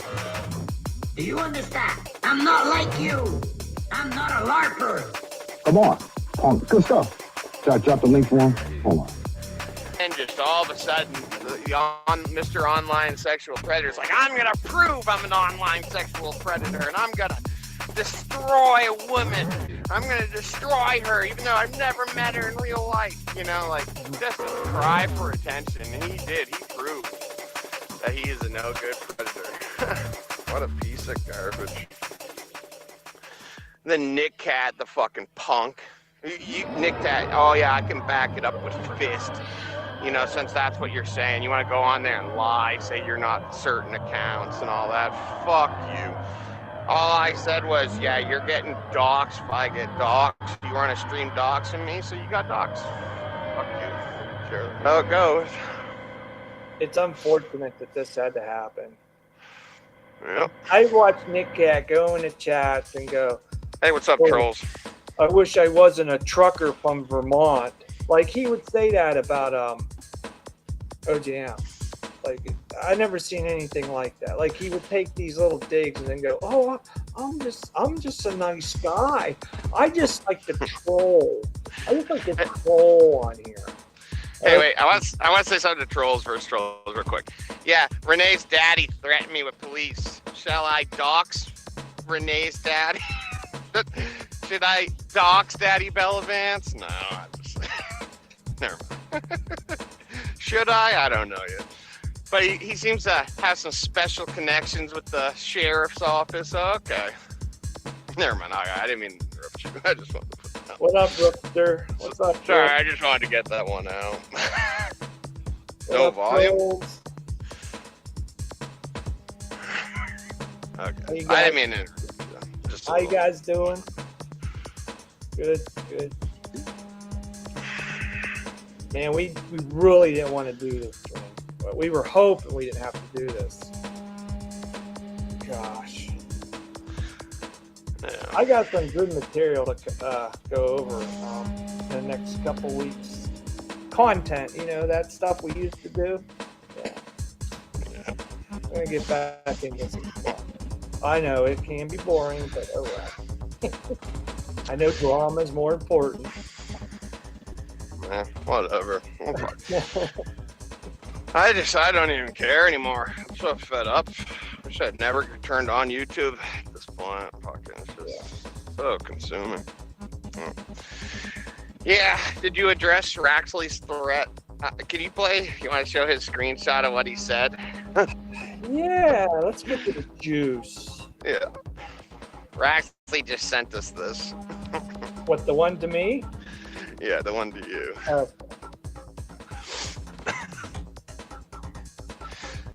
It's online.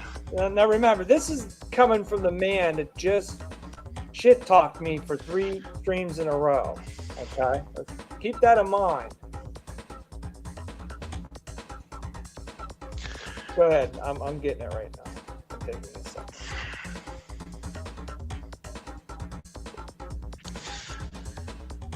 Someone made a funny account. Mommy's drunk again there. Spoof. Renee and OJM spoofed out. Mommy's drunk again. I tell you, some of these guys are funny. Remember when Davigo was saying Renee, it was like 5 in the morning. Renee just woke up from sleeping on the tiles on her floor and like the creases in her face. You know, she's all hung with. I guess it's funnier when he's. This is coming from some account named Steven. I don't know who Steven is, but this is from some Steven character that. William. Yeah. Then it says Steven. This is from Steven.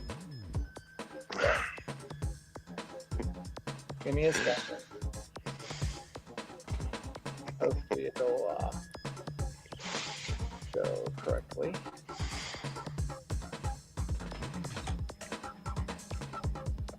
Yeah. Yeah, is it too small? Sometimes. Now we can just read it off.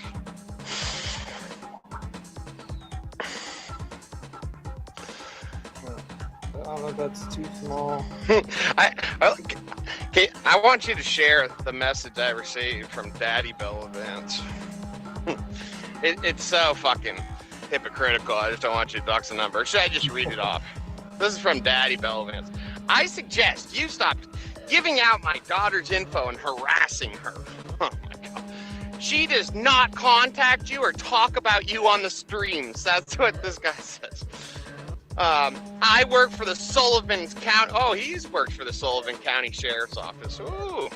I work for the Sullivan County Sheriff's Office, so I know who can contact your Orange County Sheriff's Office and your local police department and make your life very difficult. You need to move on and leave her alone. If she tells me one more time that you are cyberbullying her, I will do everything in my power to bring you down. Well, fuck you, Daddy Bell Vance. Fuck you. Do it. Motherfucker, you want to threaten me like that? Or whoever Bell Vance that is? It's fuck you. She doesn't talk about me. She just docs me, motherfucker. And my girlfriend. I got a message for Daddy. Daddy, do you want to witness your daughter badmouthing OJM for stream after stream after stream? Yeah, we got all the evidence. Calling him a junkie, calling him by his first name, holding his identity against him, and then finally giving out his identity. And my girlfriend. And my dad's. Yes. And close people to OJM. You want to know what your daughter's been doing? Before you make a threat, but you want to get in on this fight and abuse your power. Before you make a threat to Joe, before you make a threat to him, you better make sure what's going on in your own backyard. Okay? Yeah, that's what I said to him. Oh, they didn't respond. I offered to talk to them. They didn't respond. They had enough time. Because what his daughter does is take down all the streams where she goes off on, and so does Small Talk. All those streams are taken down, except the last two, which is nice that they're up, and you guys can witness the horrendous threats.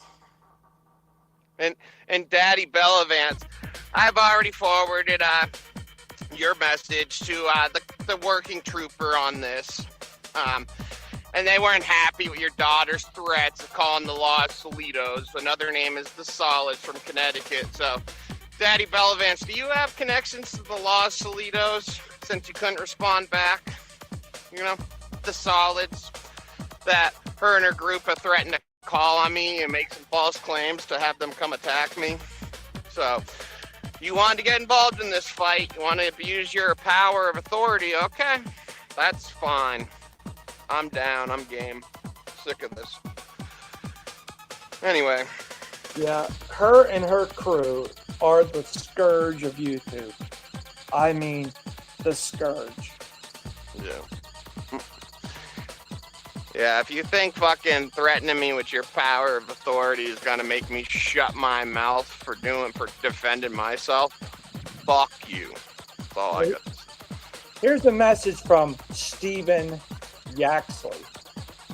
Stephen says, I am hereby advised to inform you that any libelous or slanderous comments made by any person on your stream, either in your hangout or in your chat, will be reported and legal action will be taken.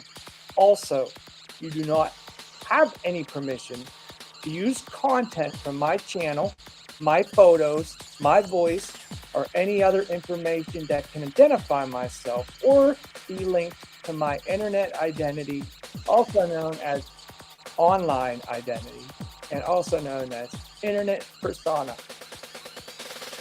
But wait, Steven. Don't you talk about me on your channel? Playing that Yeah, I know. What an my idiot. voice on stuff? Oh, okay. Hey, I want you to put this screenshot of Daddy. I'm assuming it's Daddy Bellavance. It says it's his daughter, but I'll put the date. Taking the person's number off. So I want you to put this up. I'm going to send And it to you. I want to let this Steven know that I am not dumb enough, or would I have any intention to reveal your real name on here on my channel. But it will be revealed with all your, with what you've done to GGW. It's all going to be revealed. What's up, GGW? Nice to see you. Hey, so I'm sending this in the Hangout. Where is it? I would like to put this up for the record, so that we can see that Renee's family has reached out to my private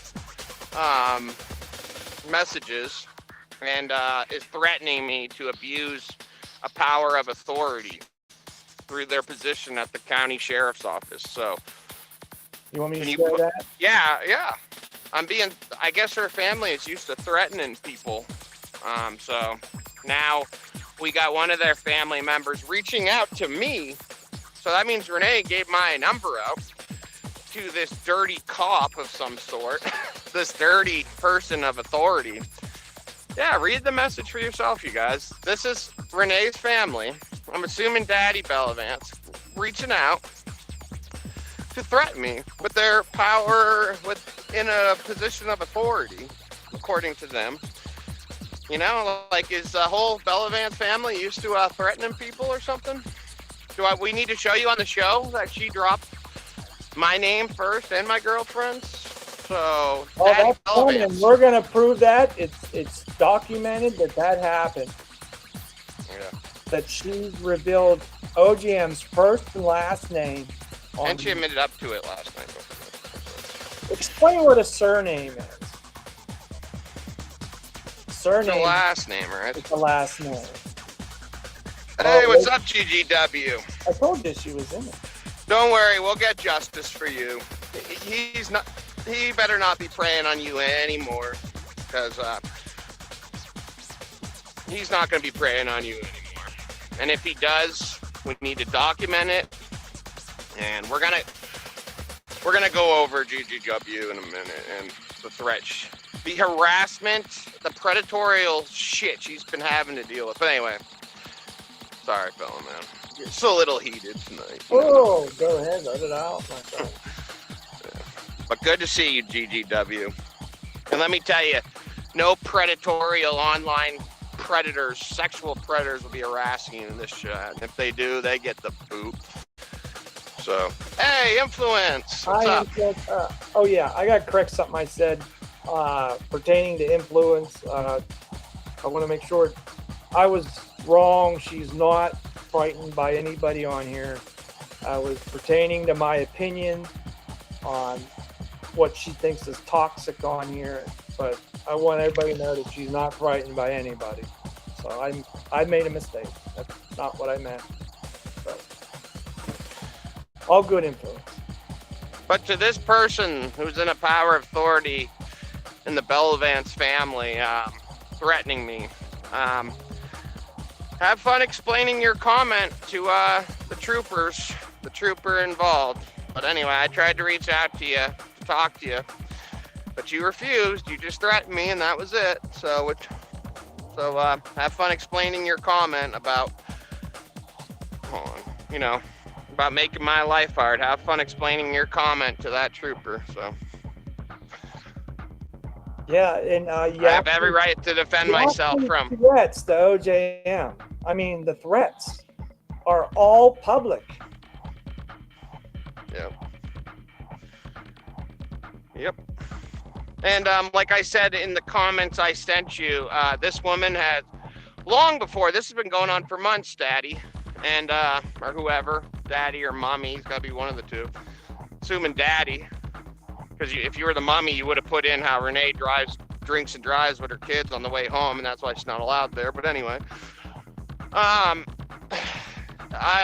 want you to explain to the trooper involved and the sheriff Renee's comments about the Los Solitos, the solids from Connecticut that they plan to contact to make up some false claims about me, to have me harmed, okay, or about how this has been going on for months, where she gave my identity to a 17-year person that's been in prison for burning down a judge's house, who is heavily armed. Explain that. Artist Scotty, an MMA fighter, public figure, Scotty A. No names on this show, but an MMA fighter with 18 plus court records, who she gave my identity to, and then you have an online sexual predator, rat, so have fun explaining your comment and what you're standing behind, because it's already been forwarded. So anyway. I've never seen anything like this. Wait till you guys see this.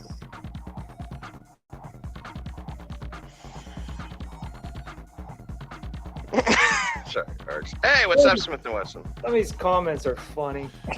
You guys are great.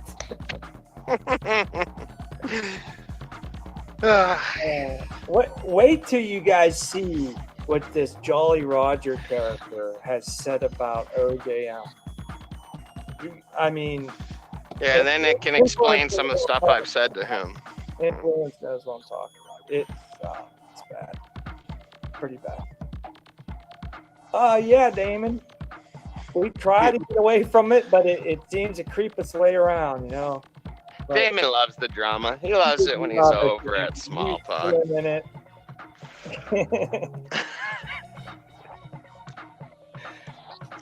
We'll get back to content, and then none of you will come. At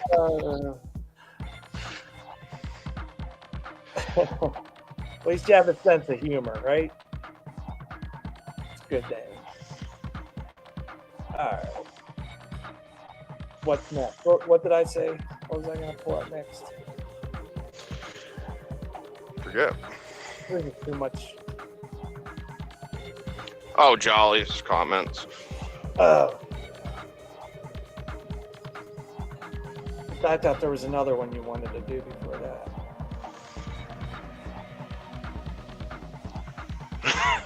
Yes, Damon. The juice gets flowing for the nails in the coffin.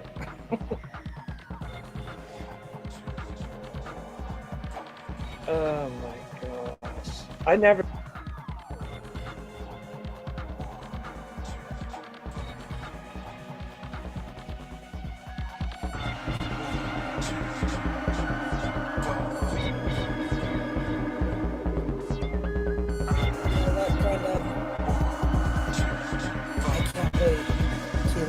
Video. OJ's comrade, Jay, just told me that before he was sexually assaulted, for a week he was kidnapped and drugged.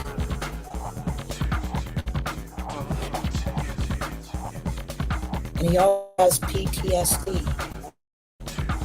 Becky and Aaron both know about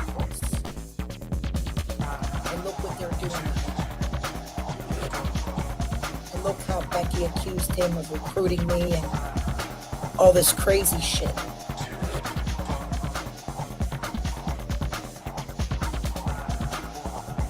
Listen, you need to reach out to him and you have to get his information. Because he's going to be, I'm going to tell you something, He will be a bulletproof witness. I mean, bulletproof witness.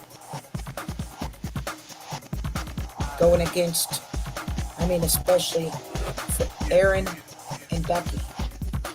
He's going to be a bulletproof witness. The federal judge, since he has PTSD and he lives out of state, will probably set it up for it to take place through a teleconference so he doesn't have to travel to Wisconsin. Brenda, this is bad. These people are, I never seen anything like it, ever in my life. These people are very evil. And they, look, Becky was buddying up with Stinky Renee, the psychotic sexual deviant who did this to him. I'm trying to find out. I'm going to ask him if it was just her or if there was others. I don't know. It might, I don't even know if he's going to see, because he never told me this, because it's probably extremely difficult for him to talk about it. He's got to be a witness, man. He's got to be subpoenaed, whether he likes it or not. Whether he likes it or not. Because he's got to fight whether he likes it or not. He's got to, look what Aaron's doing to him. Look what Becky's doing to him. And they knew about this.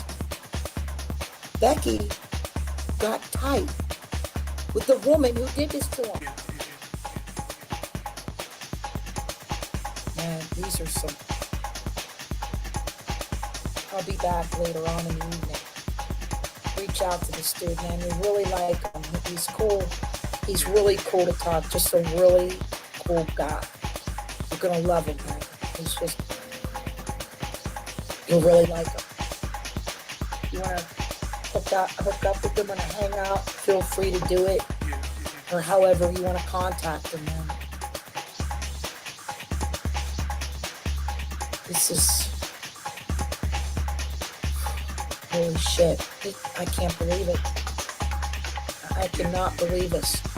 And here they're trying to gaslight the YouTubers and law enforcement and the courts as if we're the stalkers. No, man.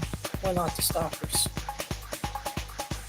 We are the victims. We are the survivors. We are the fighters. That's what we are. And they thought that by making their little parody videos and their stalking videos, this is how I found this dude. This is why they shouldn't do this shit. Because they forgot that this is how the victims find us. And this is how we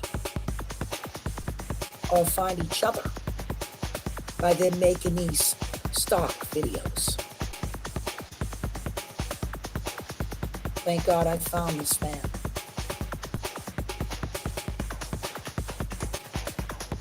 Brenda, you just won the case. You won it. You just won this case even more. This is the man right here. This is the dog that's really going to win the fight. You know what he should do? He should go to the police right now. The district attorney will file charges and lock this bitch up. And then he could sue in arbitration. He could not let her get away with this. I don't know why he's not fighting. Maybe he's traumatized, but he's got to fight. Maybe he needs strong ladies like us on his side to help him out and talk to him.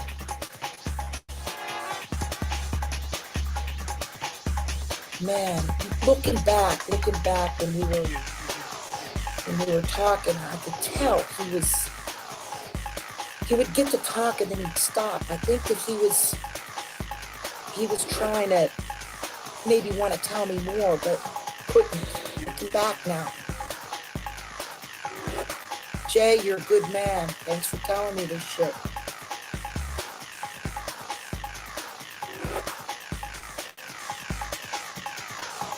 I'll be back later on this evening. OJ, if you ain't doing nothing tonight, you want to talk, hit me up. I love talking. I miss talking to you, in fact. I'll be back later on this evening. Maybe we'll get some beers or whiskey or something bullshit. I gotta go. He's calling. Hold on a minute, hon. 1 second.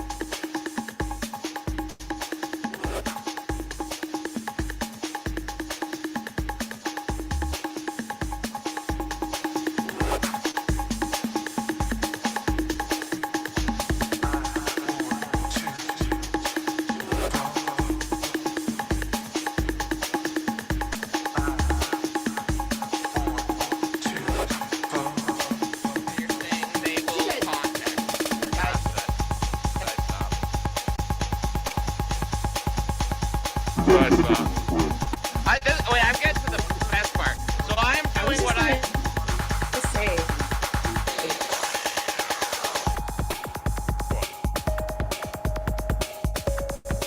I've not read all that. Nicola, we didn't hear what you said. I had more. I was saying Renee needs to get help, and you guys need to help her. You're cut. How cool We can't hear anything. Oh, good. No, I just her and her. No, oh, I mean, finish up. Yeah. I would. Renee, her. Someone's got now. It's either Nicola or Daniel.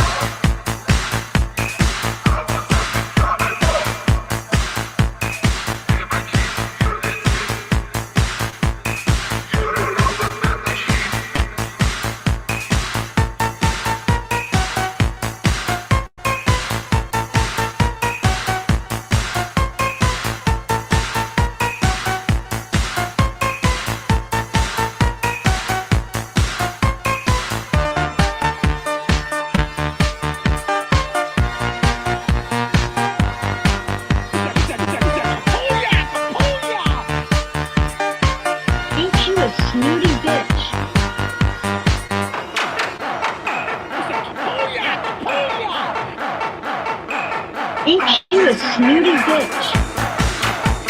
He is a larper and he hangs out with larpers. I'm not a larper.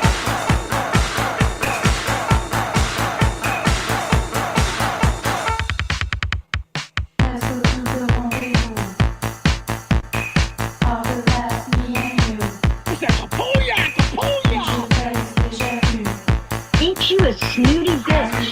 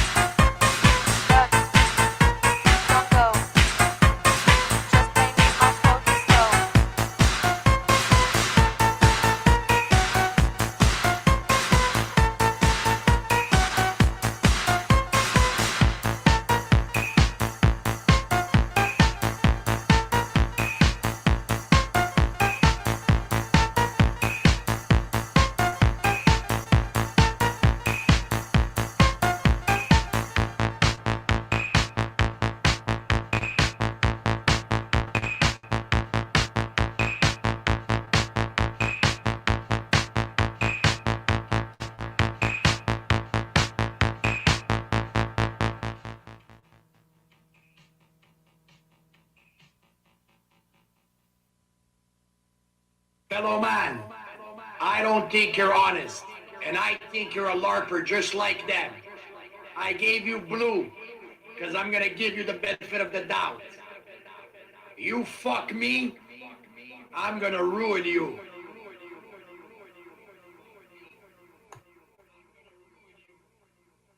This is not a LARP show.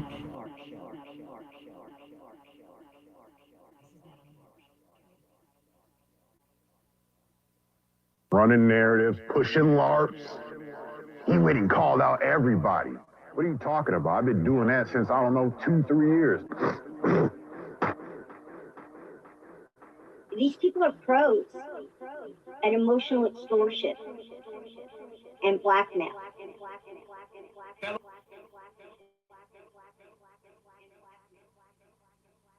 Fellow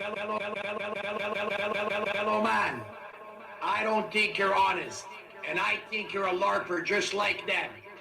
I gave you blue, because I'm gonna give you the benefit of the doubt. You fuck me, I'm gonna ruin you.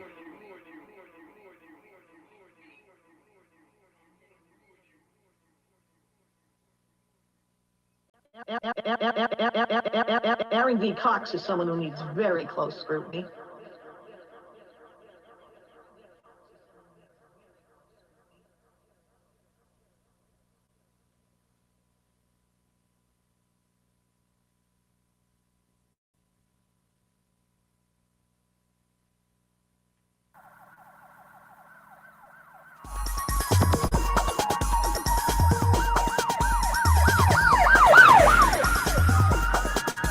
You gotta do it for the children. You gotta save it for the kids.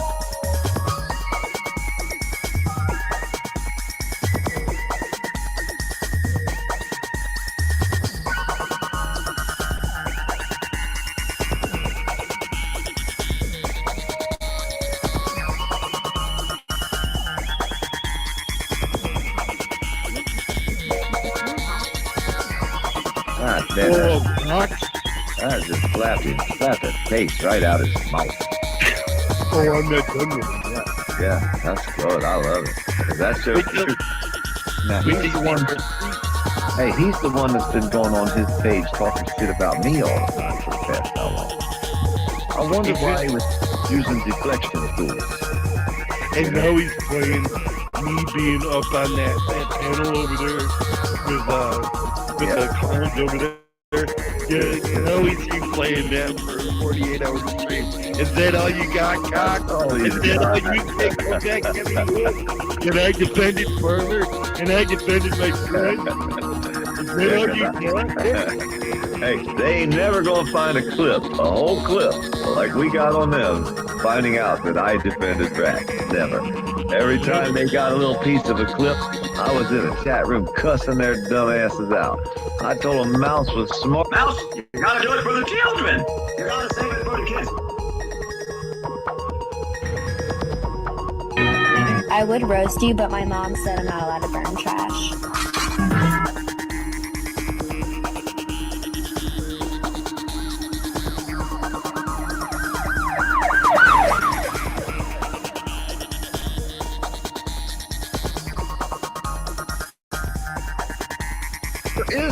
There is no law against sniffing panties.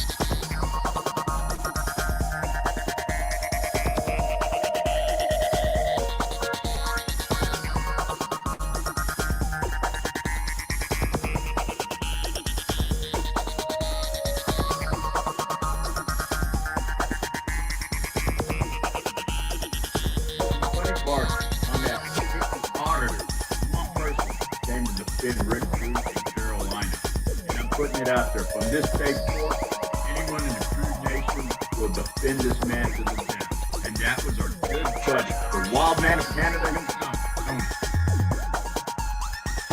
Maybe you don't see my live reading there. Too much YouTube, probably. Well, hold on, I'd have to ask her. Are you a paid actor? Are you like LARPing me and paid to do this?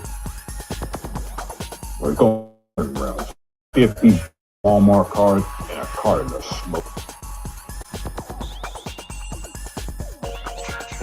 Go to the dentist, you stupid fuck. Farmer, what's the truth and only the truth?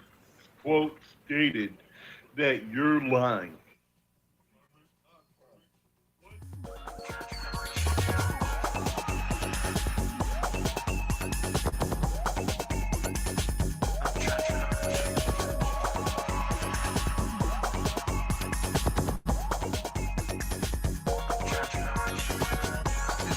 Tell you about that person. It's the same group that fucking sexualized cartoons, Mr. C.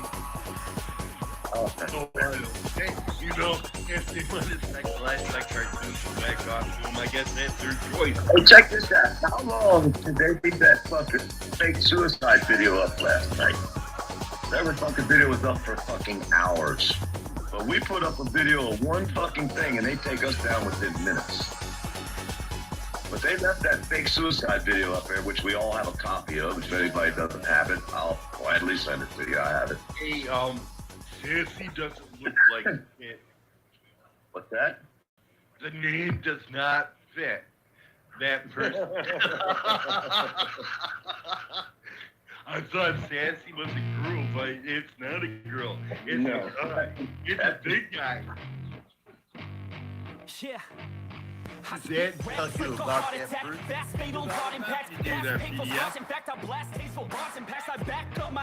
So could you please just calm down and just watch the show and shut your f***ing mouth for now? Thank you. Mouse, you gotta do it for the children. You gotta save it for the kids. And we all know Farmer's fed, right? Immediately called Farmer, who's a fed. And Commander's going, you know, and Commander's fed. I was gonna ask if Commander the Bailiff. You get to make amends now, Mouse, for what you've done. You get to take somebody who's putting pornography on the internet. Mouse, shut up and let me fucking talk, would you? God damn, you don't never shut the fuck up.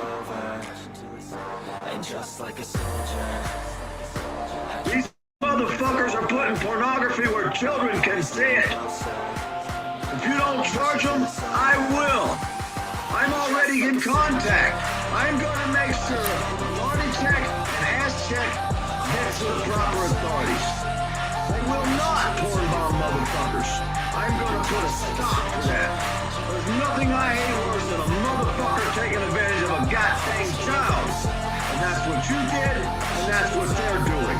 You're no different, and they're no different. No fucking took advantage, or you were convicted of it. You bled out, and I would have fought to the end of fucking time. You would have to kill me, so I would say I took advantage of someone. So now, it's up to you, Mouse. If you don't press charges on them, then you're okay with them porn bombing children. That's where I'm at. Now you can talk. It's here and now. What are you going to do to make amends? Are you going to stop children from being porn bombed now? Because it's up to you now. It's all up to you, Mouse.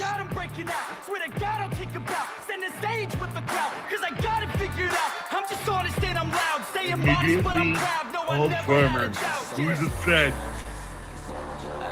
Shut the fuck up! Do I ever get the fucking talk, or is this your fucking panel again? Okay, when you file charges, you fucking say, I want to file charges against that piece of shit, toothless, tweaking motherfucker 303. And I want to file charges on the guy in the earphone. The guy who fucking was telling him to commit felonies online. We all heard it. We all heard him talking. That is Ass Checker. Now, once you file charges against this Ass Checker, and you get his name and address and all that, send it to me. That's all I want. That, yon. I want that name and address, and I'm gonna dox the fuck out of you, Ass Checker. Hey, guess what? There's a company that needs some help in fucking Corpus Christi. They allow people to do porn bombing on their work computer, allegedly. We got the clip. And them phone calls need to be made today. So now, I got shit to do today. I gotta go buy a car. Either way, I got to fucking make sure these people know that authority check, you can't put pornography on a fucking work computer, dude. Go to my fucking community page. Check out this place that might be needing some new employees next week, or at least one. Because, you know what I'm saying? Usually they don't like you putting child porn on your fucking computer. And if you're sharing pornography on the internet, it's the exact same charge as child pornography. You might as well have pictures of naked kids on your phone if you're gonna share fucking internet porn. Because what the law says, if you share pornography on the internet where a child could possibly see it, it doesn't say a child has to see it. It just says in the law, a child has to possibly see it. Now that's state and federal law. I don't give a fuck where y'all watching, who you talking to, lawyer. The law is plainly written. You can't get out of that. If you're showing fucking porn on the internet, a kid could possibly see it. So therefore, you're guilty of child porn, authority check, ass smear, Liberty Bird, all you guys. They're actually worse than you. There has to be a refresher. I sent you a goddamn link the other day in your fucking live feed. If you're too goddamn stupid to read it, I thought you were smarter than it.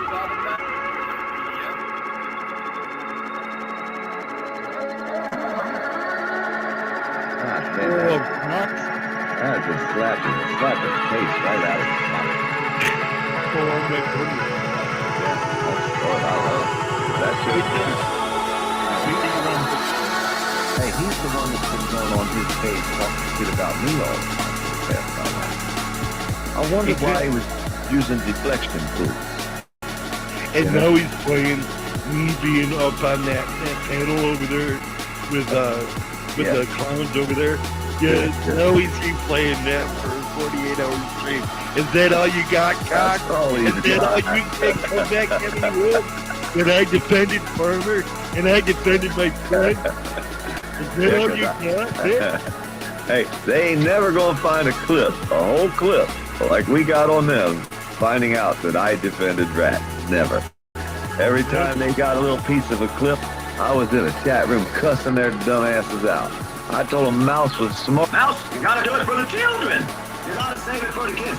A little piece of a clip, I was in a chat room cussing their dumb asses out. I told him Mouse was smart because he was fucking smarter than all. Now he's playing that for 48 hours straight. Is that all you got, cock? Mouse, you gotta do it for the children. You gotta save it for the kids. I would roast you, but my mom said I'm not allowed to burn trash. Mouse, you gotta do it for the children. You gotta save it for the kids. Yeah. Hey, they ain't never gonna find a whole clip, like we got on them, finding out that I defended Rat. Never. Every time they got a little piece of a clip, I was in a chat room cussing their dumbasses out. I told him Mouse was smart because he was fucking smarter than all you stupid motherfuckers wrapped up in one ball of shit. And that was the part they cut out. Wait a minute, Farmer. Did you send Rat? You never sent back Rat any dog food or cat toys, right? Not of my money. Now, we did, we were, I think one time someone pumped him $5 for cat food to get information. I think I got on his panel one time. Me and, who was it? I think it was I Could Be. Scammed our way in on his panel. But I Could Be was his buddy too. I was never his buddy. I'd always ask him the questions, get him to talking. You know how I do. I can get people, set them up real quick and easy. Cox, I found out. Mouse, you gotta do it for the children. You gotta save it for the kids. I think I got on his panel one time. Me and, who was it? I think it was I Could Be. Scammed our way in on his panel. But I Could Be was his buddy too. I was never his buddy. I'd always ask him the questions, get him to talking. You know how I do. I can get people, set them up real quick and easy. Cox, I found out, gave him $300 for rent. Cox gave that boy over $2,000, dude. In the time period that he was fucking helping Rat, him and Brian King, they had donated and scavenged and begged for money for Rat for fucking a long time. It was a lot more than a couple months, like Brian King tried to say. This shit was going on for years, dude. Well, Rat still does it. Yeah. Or not Rat, Cox still does it. He still supports Rat. And most of the people out here, they weren't even here back then. They don't know nothing about it. Oh, he's pissed, man. He's replaying that stream over and over and over. Mouse, you gotta do it for the children. You gotta save it for the kids. Just beating me up on that Collins channel. And I stand by all my words, man. I stand by. I do not retract any words that I say. No, I'm going. I'm going with my words. That's the best you got, Cox. Hey, what about you sitting in the hot tub wanking it off and that you did on live stream, Cox? You want me to play that? Yeah, we gotta play that clip. Oh, hell yeah. What on Max? Hey, Max, I went back over there and told them boys we was just playing with them, man. No, I forgot it all. I recorded the whole thing. Hey, if you could get him saying, I don't want to be on TikTok a few times, that shit was funny as a motherfucker. Hey, Z, I went into this.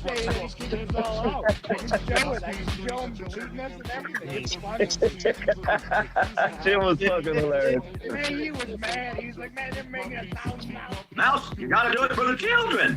You gotta save it for the kids. And I defended Farmer, and I defended my friend. Is that all you got, man? Hey, they ain't never gonna find a whole clip, like we got on them, finding out that I defended Rat. Never. Every time they got a little piece of a clip, I was in a chat room cussing their dumbasses out. I told them Mouse was smart because he was fucking smarter than all you stupid motherfuckers wrapped up in one ball of shit. And that was the part they cut out. Hey, wait a minute, Farmer. Did you send Rat? You never sent back Rat any dog food or cat toys, right? Not of my money. Now, we did, we were, I think one time someone pumped him $5 for cat food to get information. I think I got on his panel one time. Me and, who was it? I think it was I Could Be. Scammed our way in on his panel. But I Could Be was his buddy too. I was never his buddy. I'd always ask him the questions, get him to... Mouse, you gotta do it for the children. You gotta save it for the kids. Sometimes I would trust you, but my mom said I'm not allowed to burn trash. Can't you see? Sometimes the words just hypnotize me. If the magic's not in the flashy ways, this is why they're broken, you're so